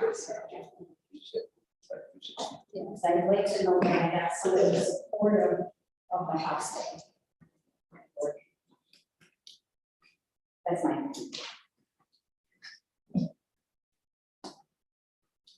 Right. With that, we'll move forward. Is this appointment just to fill the unexpired term of Mark, or Yes, what would be for? well, that's what we got put down here. Is Mark the one that, the last one was, What's that? what's the other one? Where's the other one that's off? Yeah. Or we The unexpired. I don't remember. No, we don't have it anymore. Because Cindy, It's in the elbows. in the elbow, didn't ask for the appointment, so there's no unexpired term there. It's just that There's there's no nobody, representative from the, right, but the bylaws does state that someone representing the hospital foundation is reserved a seat, so that would be. It's stated a little more, it's not, it's like on the staff. I remember right, it says that they can recommend someone. I knew there was something in there about it. Yeah, it says they kind of say shall.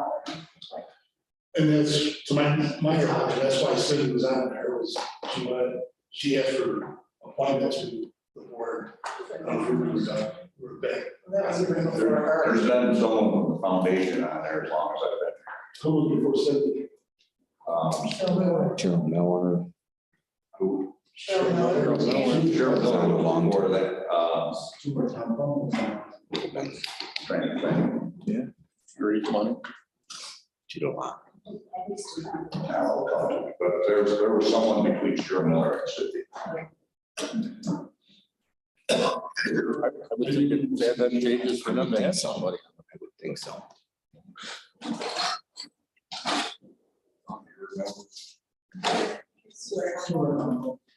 Oh, yeah, Stu. Different guy. We all. I'd like to think not. I'd like to think not. Until I heard him. Stu was after sure. Stu was after sure. It wasn't Jared Miller. Oh, okay. Oh, Yeah, Cheryl Miller, Jan was screwed up. Yeah. Jan was Janet Miller was a regular appointment. Stu Hempel was the president and board of management for a long time. Did I say that? And he retired to the elbow.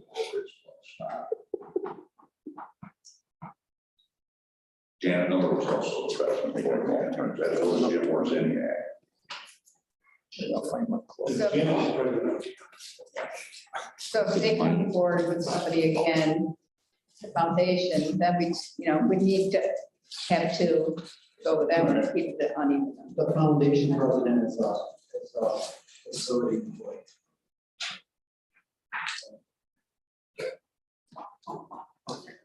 Yeah, move on. Okay. Keep moving. Yeah. He's got one. Thanks, everybody. Everybody's covered. Yeah. Windshields, forward.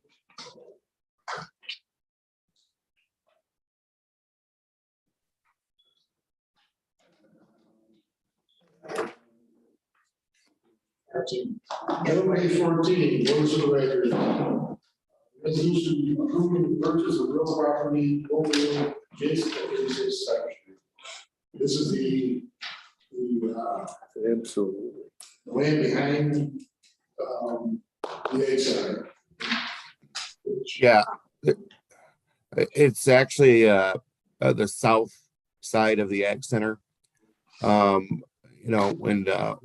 we consummated the sale of that or the purchase of that property, we were unaware that we didn't own all of the land associated with the south side of the Ag Center.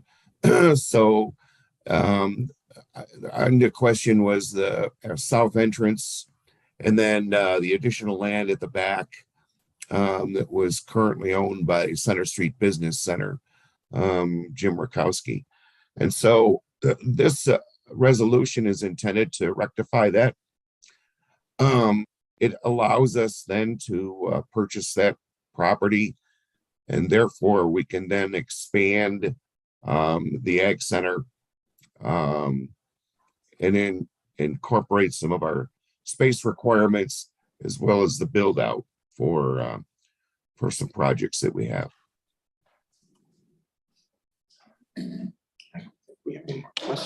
And so Mr. Rakowski, I believe, has agreed to sell the property. Mr. Chairman. Go ahead. I have been in discussions with Mr. Witowski for a couple of weeks, as I mentioned before, as Mr. Gazowski had as well. And Mike, Zach, and I just went through the whole property yesterday morning to see exactly what kind of shape everything was in. There was only one part that we couldn't get into. And I had asked the chairman if we could have Mike come and speak on that, as he has got knowledge of what kind of shape it was in. But I think I can say that we were pleasantly surprised at how things were. There's some questions that have to be done, but it's great. The price has been, it was a great offer by Mr. Witowski to do this for us, and it makes sense. And I'll just add anything in my talk. Mr. Chairman, we speak on the. Sure, absolutely.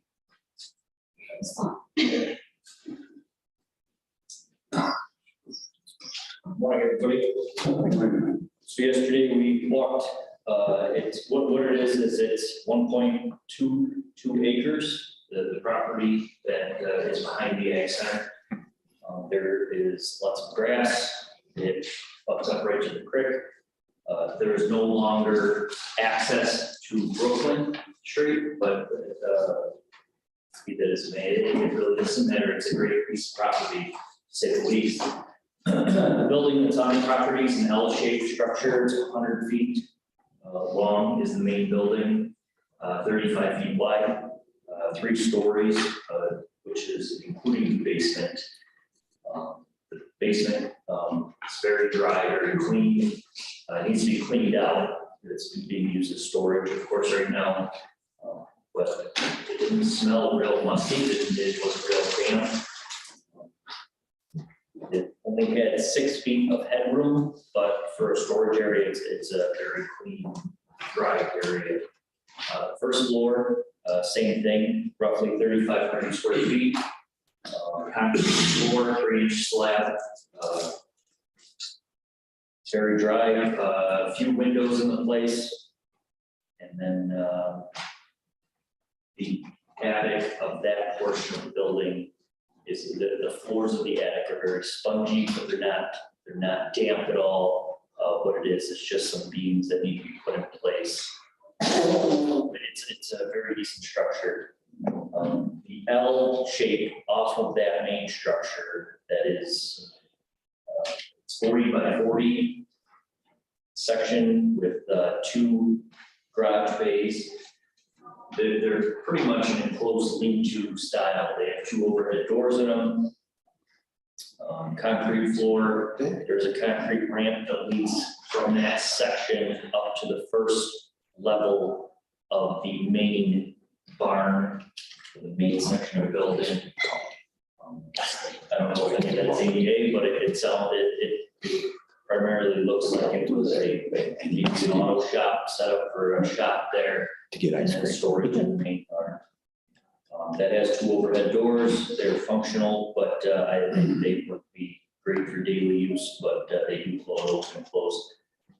There's some holes underneath them, and some of the trim work has been eaten by probably woodchucks or raccoons, stuff like that. But the third section of building we didn't get to go into was roughly 25 feet by 40 feet. It's very old. It's probably the original building back there, and everything else was added to that. But the roof is compromised. It's leaking. It's very rough. There's a lot of broken roof joists. But that's where the electrical service comes into the property. It looks to be in service right now. All they run out there are lights, some light bulbs. Not to say we couldn't upgrade that. So the driveway from the ag center parking lot itself to the main barn is roughly 260 feet of stone driveway. And then from the ag center lot to the back side where the overhead doors are, it would be roughly, comes with a very large grass section. about it. It really is nice property. And as far as, just so that there's no misunderstanding, there is a strip of land that is connected to a house on Brooklyn Street that comes back, and if you drive back there, it's where the artesian well is, it would include that, it comes all the way to the driveway. Correct. Yeah, so it's not, when you look at it, it's not the entire grassy area, there is a strip. There's a, that strip is from Brooklyn Street, the strip is 86 feet by 426 feet. So it's really our Brooklyn Street neighbor already to the extent property, but it's an 86-foot wide strip. And it goes right behind all the houses on Center Street. It's right up, it butts right up to their yard, so you can get an idea of that, right? Wouldn't impede anything that we would want to have use of property. So Mike, I have a question for you. This is Dan Lure. So given obviously our needs for space, would it be advantageous for the county to purchase this property? Even if the building required some remediation, because it would give us the flexibility to do some things at the Ag Center that we wouldn't otherwise have. Oh, for sure, Dan. This really solves a lot of the storage and parking issues that we see here in the county. Did you propose that the barn could be used for storage of some kind? Correct. And possibly workshop for buildings and grounds. I don't see any real obstacles that would hold us up for utilizing that as a workshop space. I know you've got stuff stored half a dozen different places around. You just bring it all together. Correct. Yeah. Maybe take off that piece that has the bad roof and rafters and that, remove that piece. Sure, and then the lean-to section would probably need to be rebuilt, but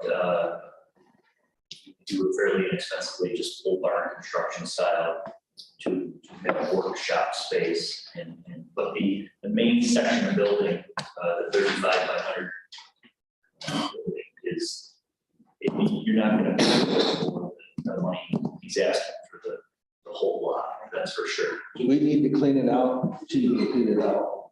We'll talk to the attorney. Yeah, I mean, there's a lot of stuff. Is it usable stuff or is it rubbish? So, It belongs to other people, I believe. Yeah. Too, so. they're using this catch-all, it sounds like for a lot of the apartments and properties Jim owns. So when they evict tenants, a lot of stuff just gets taken there until tenants come get it, or they dumpsters.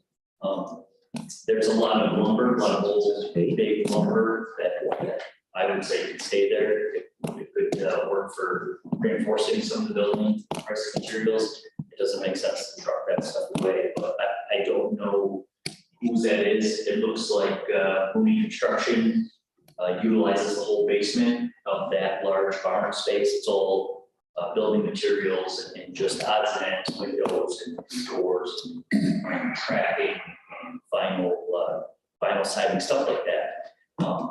But that first floor of the barn is all just furniture and would have to be cleaned out. The third floor, there's not a whole lot up there. There are some items that I would like Mr. Rutowski to move that he can dispose of that we don't want to get involved in. But And I would guess, I'm seeing Mike when I was looking at that, the lumber is old.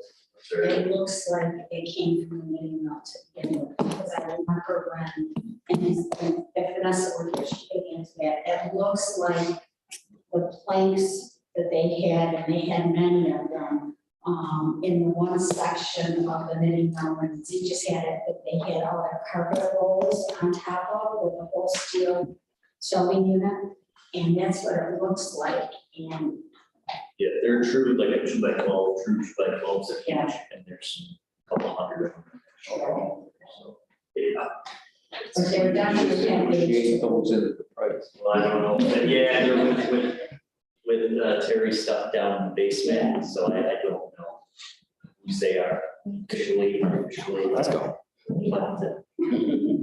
Is there any heat at all in the building? There's nothing for heat, nothing for water, no utility except for, it looks like a small electric. The barn. Like Mike said, the electric, I mean, we educated down. But the service itself, we couldn't see, it's in the octave area, just a small area, so that's not gonna, I'm speaking dangerously, because I know just enough to be dangerous, but it would be like, all this. Yeah, definitely, only electric replacements. Just wasting time. The biggest thing about it is parking. We have a parking issue over there and we won't have all that parking there, so. Yeah, there was, there'd be roughly 150 foot by 200 foot or greater in one space there, and it'd be less. If you want to make a stone or even just some binder in there to extend the lot that's currently at the Ag Center. Okay. Very large space. Very. Any other questions on that? I do have a motion from Supervisor Davis. To approve this. Any other questions? All in favor? Aye. Opposed? That carries. And, thank you, Mike. Yes, thank you. Appreciate it. And then, number two, local option of center for being on the sales tax. Yeah, I'm sure everybody's been watching this, other counties have been doing it, now your county's starting, your county's followed suit. Monroe County last week. Yeah, Monroe County did. My biggest intention to this is the state takes our sales tax and just gives us back for everything we want. And, you know, as we see the sales tax report, the aid money they took out back in December and aid money we're gonna take out in the future. But I would love to help our taxpayers out and make this law. I just wonder who's gonna manage it and how are they gonna, you know, prove us that they're giving up, you know. $4 a gallon for gas, we cut it off at $2 a gallon on sales tax, so there's an extra 8 cents. 8 to 9 cents for this quarter, 8 to 9 cents of tax dollars, or the tax money, and it just come back to us. Or go to the purchaser, the retail, not the retail store, the retail store should take that off, but I just question how it's gonna be managed and how much of a mess it's gonna create. But I would love to do the same thing and help our constituents out. It's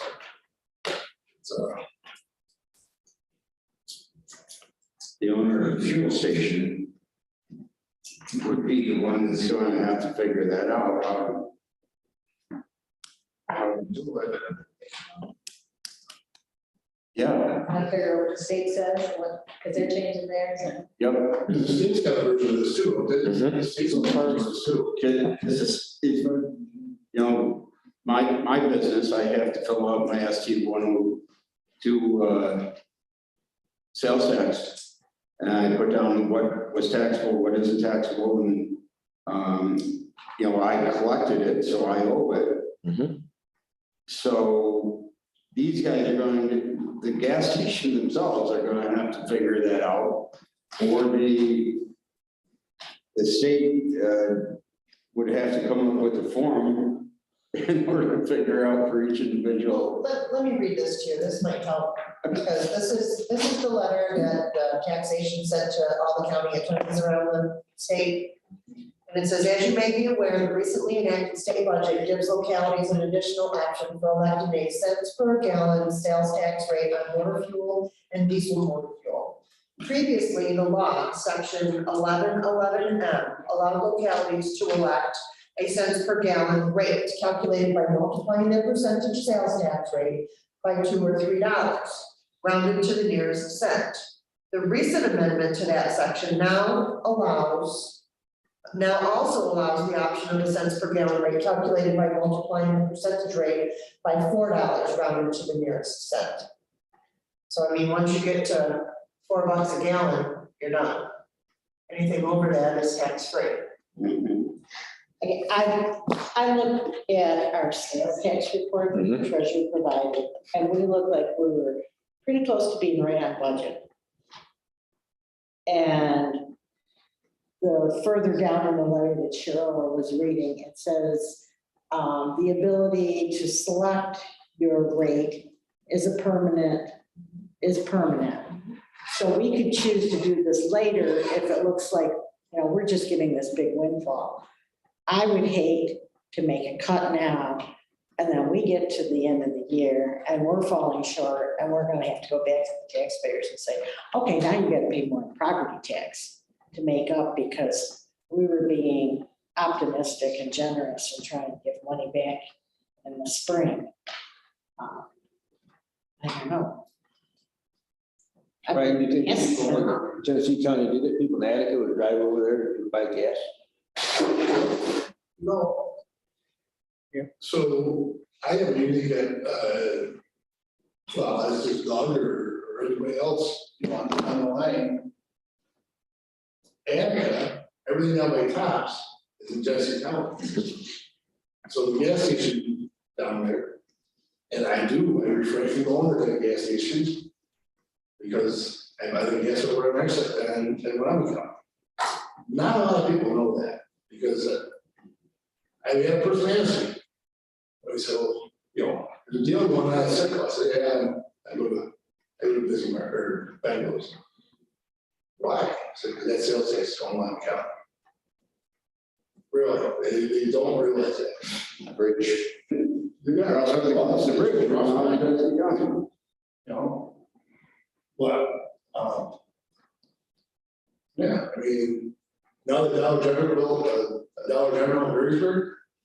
Every time I go up that way, I catch Dollar General up there. I don't use Dollar General in Attica because it's just county. My little way of helping us out, well, I mean, not a lot of people pay attention to that. They look at the price and in my head, I'm just guessing. They look at the price and today so-and-so is 2 or 3 cents cheaper. They go there. And, you know, when I'm on the road, I do that. I'm home around London County, I try to stick to London County. Yeah, downstate or something, or get the cheapest price, and like, I stop that. Would this include aviation fuel? Probably. Well, it says diesel and motor fuel. It's pretty specific. You get the sales tax out of the. Oh, yeah. Oh, yeah.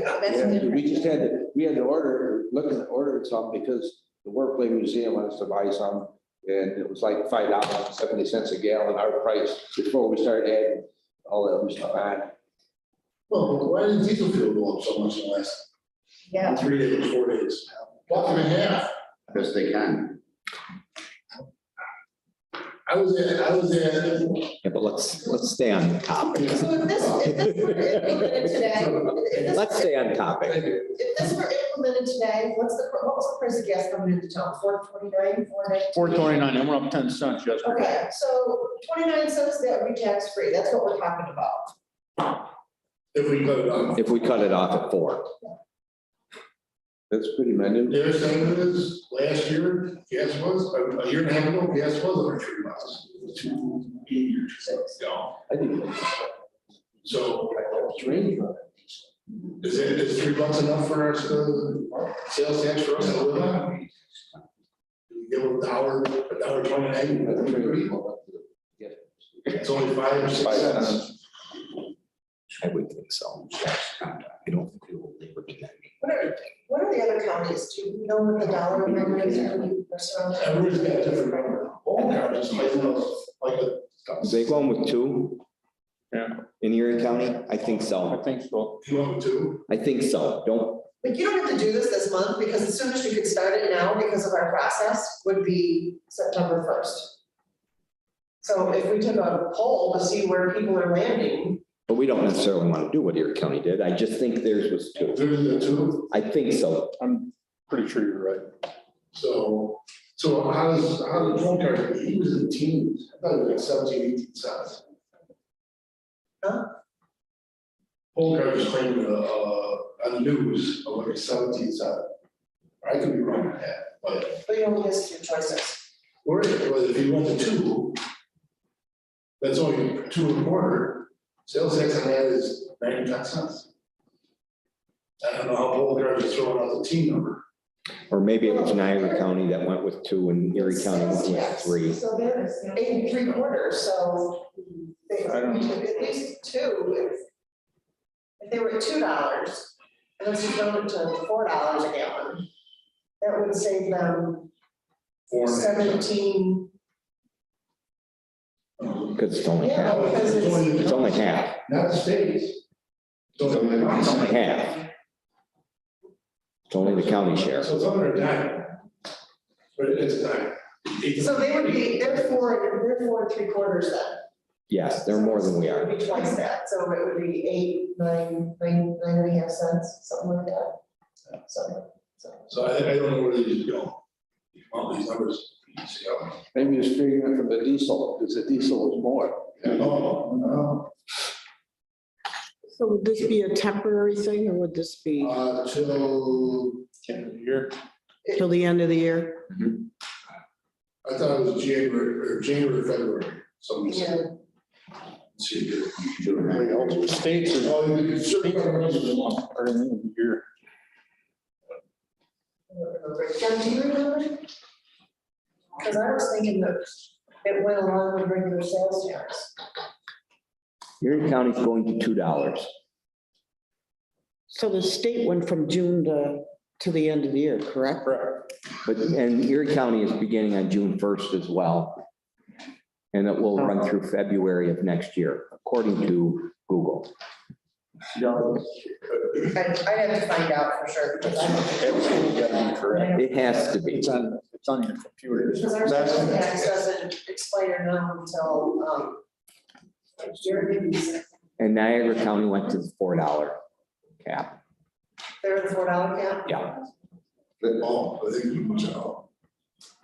Last week on my way down here on Wednesday, they were talking about this on WCMF. Well, it's going to short somebody somewhere else.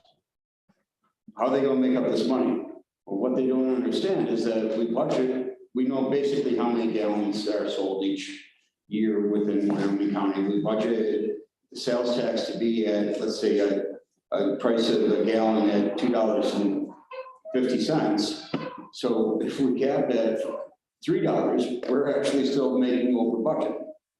That's we're still making over budget. That's how it actually works. And they didn't quite get that. But there is, on the flip side, there is the total unknown because with inflation coming in. I don't know if other people notice, but people are not buying things that they normally would, they might buy, because they're buying their groceries and, everything else has gone up that they absolutely need, so they're not spending on other. So our sales tax is down. I think we're still, and we depend so much. On our sales tax. What Becky says in the town budget, and the budget is so much last fall, about things you're buying a lot more than what they were before. You can use your budget as a trend, I'm seeing things, all of a sudden, our budget's going down faster than it does normally. Baby shower party. So why wouldn't it be the same thing here?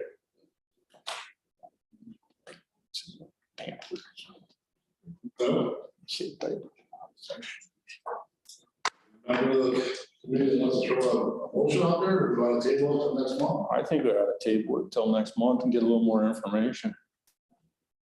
I'm not sure that we're clear on what we would be. I'd like to see what Genesee and Livingston County are doing. I know they're both doing something. I don't know what their dollar figure is. I can find out, Jerry, for next month, that's Yeah. easy. I just think we need to get a little more information. But that's really what you wanna know, what everybody else is doing, right? Yeah.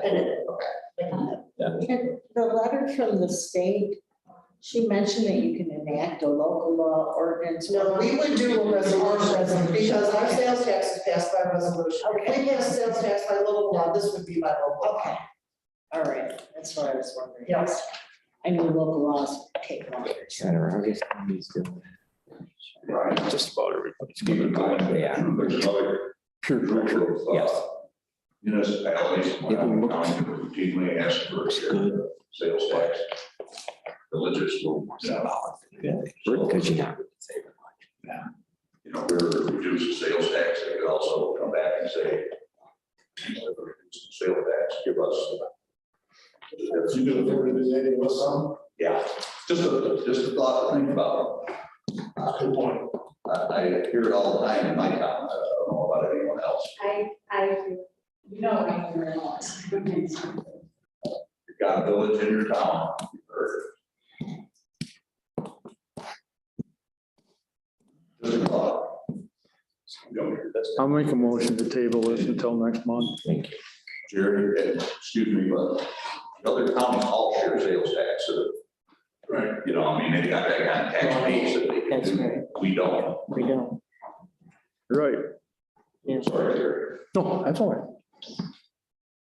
And again, the biggest thing that we gain is the online sales, go to, the sales tax comes to the home county. That's huge.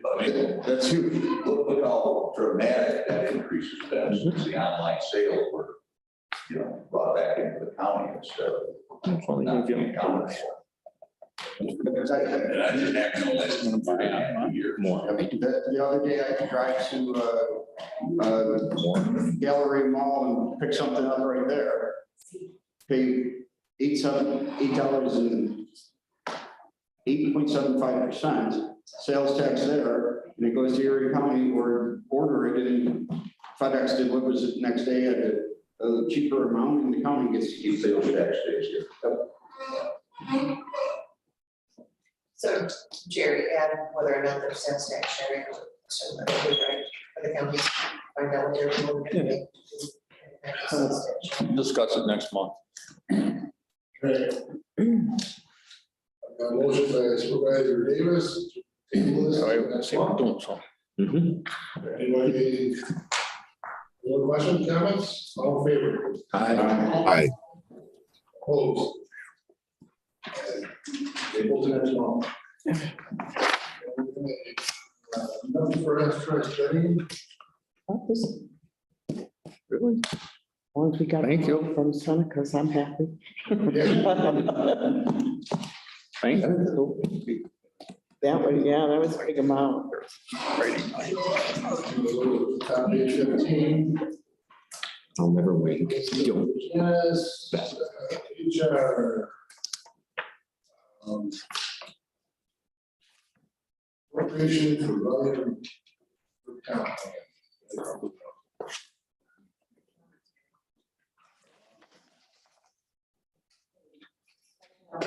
Edmund's retirement is number one.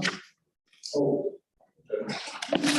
Pending his salary schedule, he's taking over those duties that David Nelson used to do. So we're bumping his schedule to $2,000, which was what was left over Mr. Nelson's contract. So there's no change in our budget.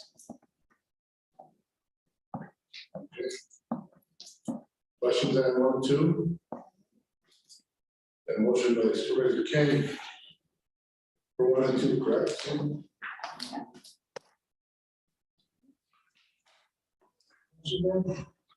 All in favor? Aye. Opposed? Carried.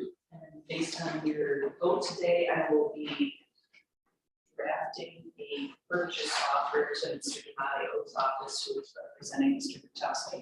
Dave and I have been talking about this for the last several weeks as well. I will make it happen. All right, thank you.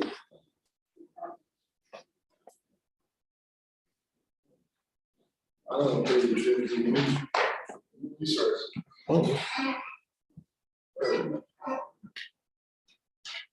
Okay, before I get into the agenda, I have a couple of things to tell you. First of all, I had a reservation at my department this morning, the payroll administrator for the hospital resigned. So that is going to throw a bit of a monkey wrench into the process. She is leaving for a better job from Oakland. So that makes 5 resignations since January in the HR. Needless to say, it's causing me some problems. I also want to let you know that I concluded negotiations on the CFO candidate for the hospital with a tentative start date of June 1st. That will come to this committee for a modification of Schedule C. The gentleman comes to us from Niagara Falls Memorial Hospital. Significant experience. Some of you have seen his resume. He's a graduate of Siena College, worked in 3 hospitals here in New York City. He is a CPA and currently the Vice President of Finance and CFO and the nursing home there. Okay. Residence, is he? He will have a, he's a resident currently of Niagara Falls, and he will have a 40-mile requirement. Radius requirement to the hospital for. Again, we're thinking of price of fuel, everything in this time. He is looking to move this direction. He is definitely. So. Let's record that session. Anything else on that, or want to get into it? Okay. So this is a creative fill for an HR assistant position. This is a new position. We talked about this at previous meetings, and it was voted upon at the HR committee. The purpose of this job is multiple, but primarily to focus on recruitment activities. We talked about that a little earlier today. We have a lot of recruitment activities going on both in the hospital and the county, and also all the ancillary paperwork associated with the homeless movement. Looking at the page.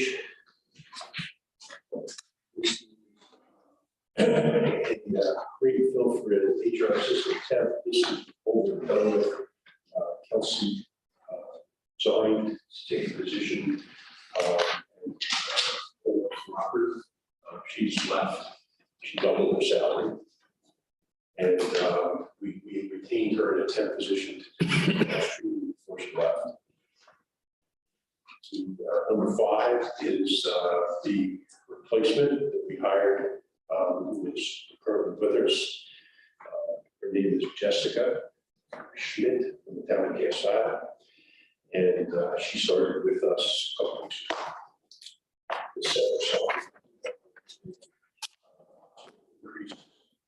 At the end of her probationary period by 25 cents an hour. Number 6 is funding for the Employee Service Award program for both the hospital and the county. We talked about that before. Number 8 is an additional appropriation for employment advertising, both print and media. We have spent our entire budget in October. Number 9 is additional funds needed to cover the cost of overtime in the HR department because of the backlog of paperwork associated with this. Part of it's associated with the UNIS implementation, as well as the number of examinations that I've been running on the weekends. I can't afford to give comp time to the staff for a day worked to administrate civil service exams. We've been paying overtime. There was a moratorium in all of these tests during the COVID period. We're starting to see quite a few of them now, both testing and physical agility tests. And we're pretty much running them on every Saturday now. It takes an entire 8-hour day to do that. And then lastly, there's an appropriation of $17,464.77 to pay out unused vacation to separated employees. With the new one, just, that was announced yesterday morning, that number is very low. That represents 4 people who have left. I have a question on advertising. It says your original budget this year was 60,000, and you said you spent that just under 20. So I'm just wondering why we need 70. The advertising footprint has been expanded, both in print, especially in print. We've been trying to throw a wider net to catch potential applicants for nursing, as well as we've been spending a little more in making the ads bigger and more attractive using color. And also the price of advertising is going up like everything else. They're charging you more for a smaller ad.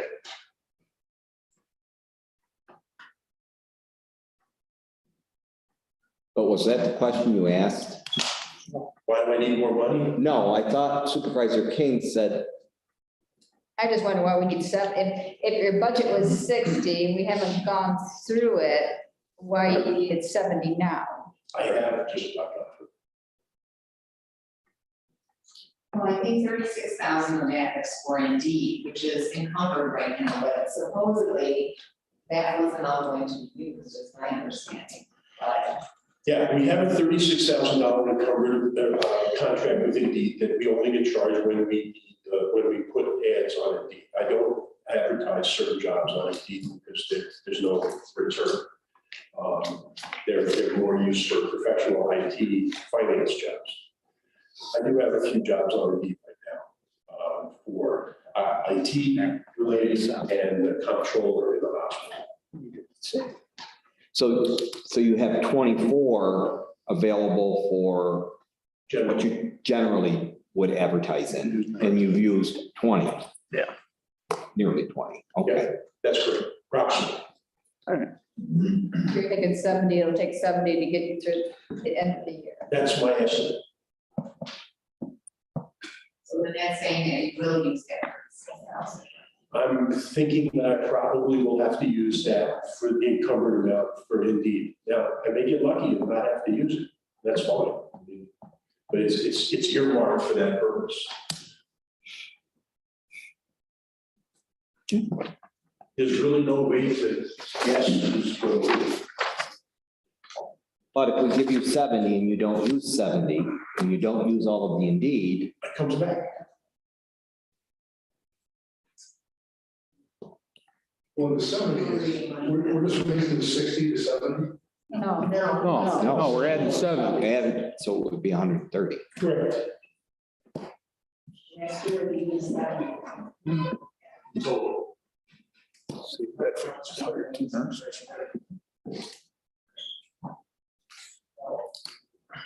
The only other option is not to run the ad. That's not really an There's option. one other option, we could just reduce it down to like 40,000 now, and then later in the fall if we need to. Yes, Do the other 30. Yeah, you can piece it. let's do that. What'd you say, to 40? Yes. Yeah, That's fine. I just spent 20 in the first quarter, hopefully the next 2 quarters, spend another 20 each. Mhm. We can see ourselves. Yep. There's something a lot like a motion to me.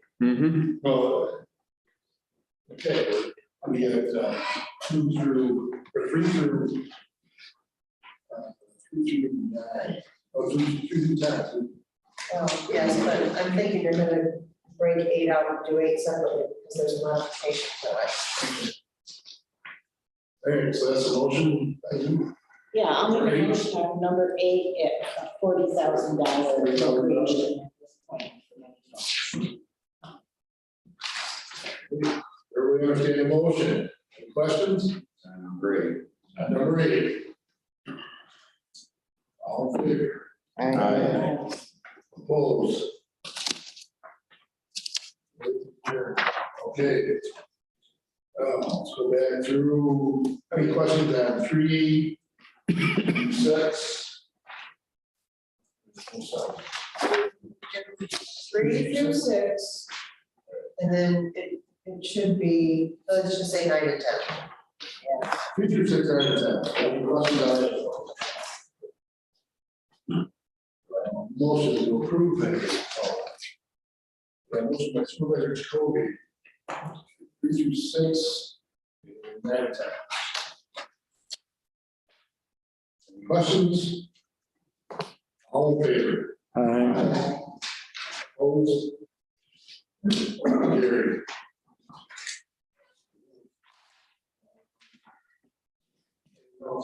With regard to the resignation yesterday from payroll department for the hospital, I submitted an emergency bill request, so we're going to try to make that work. We're in a situation in the county, I've said this to you many times before, is precarious. We have 2 people who carry the entire weight of all the payroll with no backup. One is unable to continue. We're not going to be able to do payroll from one side of the house to the other. This young lady is resigning. She's going to be here 8 more days. There's no way I'm going to get a replacement in 8 days. And there's no way I'm going to be able to train her. So I'll tell you right now, run the payroll for the hospital next cycle, it's going to be questioned. Tracy, she did the county side, right? She didn't do the hospital. Correct. But was she trained on that? No, I mean, she could help a little bit, but the hospital payroll is extremely complex. Was Debbie Kerner? Did she do that?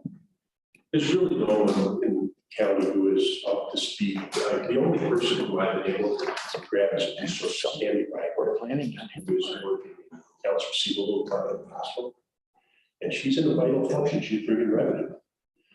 So one of the things that I'm hoping to do with this extra person that we just approved is to train them as a payroll back. And one of the things I'm going to come to you next year is to change the payroll cycle. I think we're going to probably have to put the hospital on a delay, which is going to mean a lot of manipulation, but because they're currently live, and it shouldn't be. It should be on a delay, which means we'll probably have to do a week payroll. Ouch. And then, yeah, it's going to be a pain. And It was the same. It's going to be negotiated. It'd be ugly. Oh, yeah. Oh, yeah. One thing you don't do is mess with their pay. No, I understand. Payroll, parking, PTO, three-thirds of HR. But we're exposed, and we've been exposed, and we have too many different payrolls. Highway department, we've got obviously one in the sheriff's office, we've got one for the rest of the county, and then we've got the hospital. And Well, the ones on our side, once they're all on Muni, we'll just all have one shop, they're all on the same system, right? I don't know if that's true because of the departments that use, I forget the timekeeping system that they have. It's not gonna be. And if you only have 2 people doing payroll, is it really a great idea to have everyone in the world on the same payroll cycle? No. And on the hospital side, we have Kronos for the facility in Warsaw. We do not have Kronos for the outlying facility, so they're paying for it. It's and Unis is not yet implemented, shall we say. And I think that should be Unis stress in supporting the payroll. So we don't have. And I'm not a man, but I bet again. We can't do the HRIS portion of Unis until the payroll portion of Unis is complete. Really, a payroll company? I was just thinking that myself. Yeah. Well, I've given that some thought. And for the county side, I think it would probably make some sense. For the hospital side, it's just too complex. That's what they do. I mean, it would. There's issues with that too, though. I mean, we lose control. It's not a control, you still have to go through what they do. You can't take what they give you on blind faith. I mean, it just doesn't work. You gotta look at it, you gotta somebody still review it, make sure they did it, pulled it right. Yeah, it's the processing of the payroll itself is the You easy. might as well do You're it. better off doing it in-house, really. The hard part is chasing all of the errors or non-submitted payrolls. That, and to do that, it takes intimate knowledge of what happens every day in the departments. Most of what my payroll people do is just chase them. My sister has about 90 employees. They're hairdressers, there's commission, there's all those sorts of things that go into it. It's not just hours. They actually put all of that stuff together, have to track it themselves, and then they hand it over to the payroll company. Payroll company just puts it into the computer, processes it. So they're not really, I mean, they're doing the majority of the legwork in order to get to it. That's where the payroll company doesn't, they end up doing your quarterly reports and stuff like that at the end of the month. Not It's over there. necessarily. It depends on the agreement that you have, because for the town of Arcade, I do the books for the town of Arcade, and all they do for the town of Arcade is they cut the check, and they don't even cut checks anymore. They just figure out the liability, the tax liability. I do everything else. I do everything else. So again, maybe offline, I got a couple of ideas for you, because they would be temporary fixes until you can get back up and running, but. I welcome any suggestions, because those of you who know me know that I don't like to be without a plan, and I won't have a plan. And I'm very upset about it, And I think Supervisor Miller, Just a thought. There's a couple of retired payroll people who live close by. One is Dixie, who lives 2 houses down, did payroll for like 25 years. Yeah. And Nancy Highbush, I don't know whether she'd be interested in doing Yeah. anything. Sister. Yeah. We'll reach out. Yeah, those are good. They may come back. We're full, Short you know, we don't want them for the next 20 years, but please, through the hard spot, like. They're good qualified people. yes, they are. They both know the system. No, Yes, they do. They're both really good people, and I know we can work with them. Yes. The other thing about this is that when it comes to you with the permanent replacement, there's inflation in the marketplace for these people. The last 3 people I've lost have left for significantly higher wages. Yeah. So I'm anticipating having some sticker shock. That's gonna happen a lot. Seller's market. Yes, it is. It's gonna happen a lot. Sooner we figure out on this board Yes. that we're gonna have to pay if we're gonna be in the business, That's right. that's what it is. Couldn't have said it better myself, sir. Right. Make your statement there.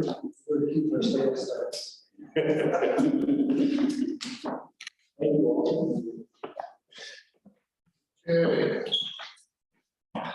Moving on, now, page 17, social services. Commission bill for service, social service program. Motion. Supervisor Grant. Discussion? All in favor? Opposed? That carries. Public health, we got,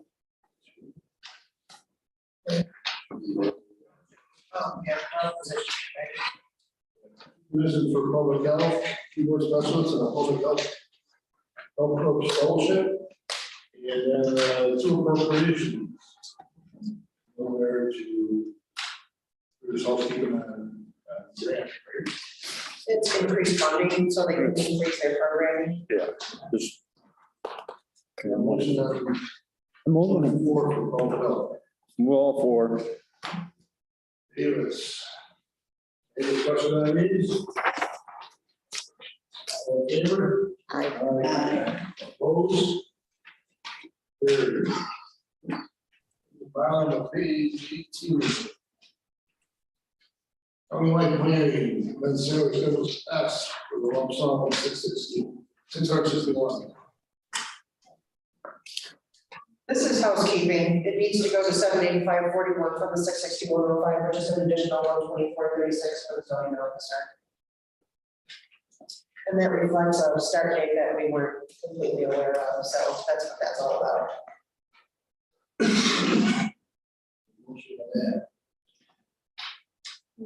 Motion by Supervisor Becker. Any more discussion? All in favor? Opposed? Carried. Page 19, planning department, position 3 fellow on administrative assistant planning. Yeah, this is a position, Brian, to assist Mr. Bragg in,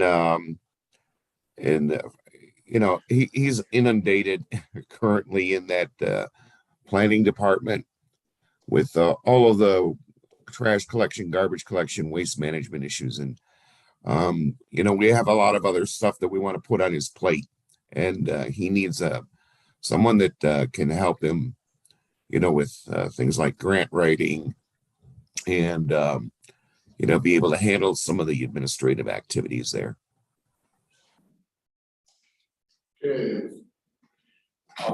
Just so the committee knows, I have been working with Mr. Bragg and Mr. Board on developing a job description on this position, and so it would fit appropriately into Schedule S, because we have a bargaining unit job in that department, and I don't want a conflict between those two jobs, nor do I want the union to have an opportunity to lay claim to this position. So we have crafted a job description that fits completely into Schedule S. There already was one. There are several administrative. Amy, when Amy Ross was there, she was full-time. As an administrative assistant? I think so. And then when I came on, I don't know if they made it part-time or if there was a vacant part-time, because that's when I came on. But I was a Schedule S also. Yeah. Jim had some thoughts on the specific job duties and responsibilities he wanted to the job duty statement to reflect. So. Have you looked at the other ones across the county just to make sure? Huh? That's my one. They may have, I don't know. We'd have to pull the history on the department. We could figure that out easy enough. But I just didn't want any conflict with the existing bargaining unit employee in the department or other things. Okay. I just have to say that when we brought this all together, I said that they were gonna need help and nobody listened to me. The staff you've been- was not going to be what we want. You've been proven right, Sandy. Who's motion this? Mr. Lord or Ms. King? I'll move it. Mr. Lord. Any more discussion? All in favor? Aye. Opposed? It carries. Okay, middle page highway. $2,000 salary increase for the deputy highway for 6 months. Double. Motion by Supervisor Green. Satisfactory performance appraisal was submitted, and he's doing well. Okay. Any discussion on that? All in favor? Aye. Opposed? And carried. And then buildings and ground, board. All right,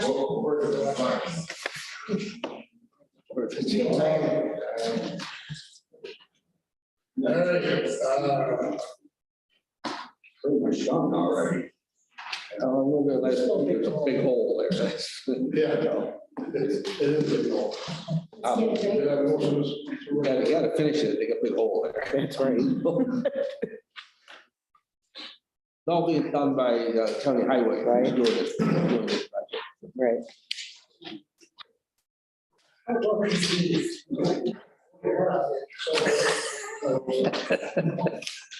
All right, all in favor? Aye. Opposed? All carried. Top of page 20. Yes. Yes. Page 20. 1746. It's housekeeping. Yeah, housekeeping. And a position to fill a correction officer, transfer for 911. And fire building and code enforcement. I'll move. And the one for probation for position for a trainee, probation trainee. I'll move all of those. Not even. Yes. We're not done yet. We got one position.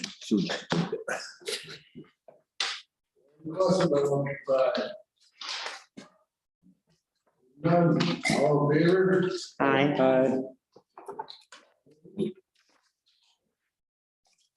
Carried.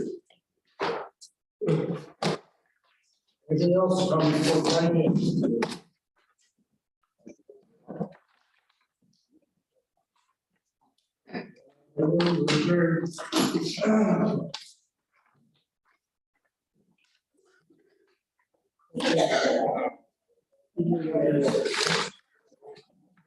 Great. Oh, yeah.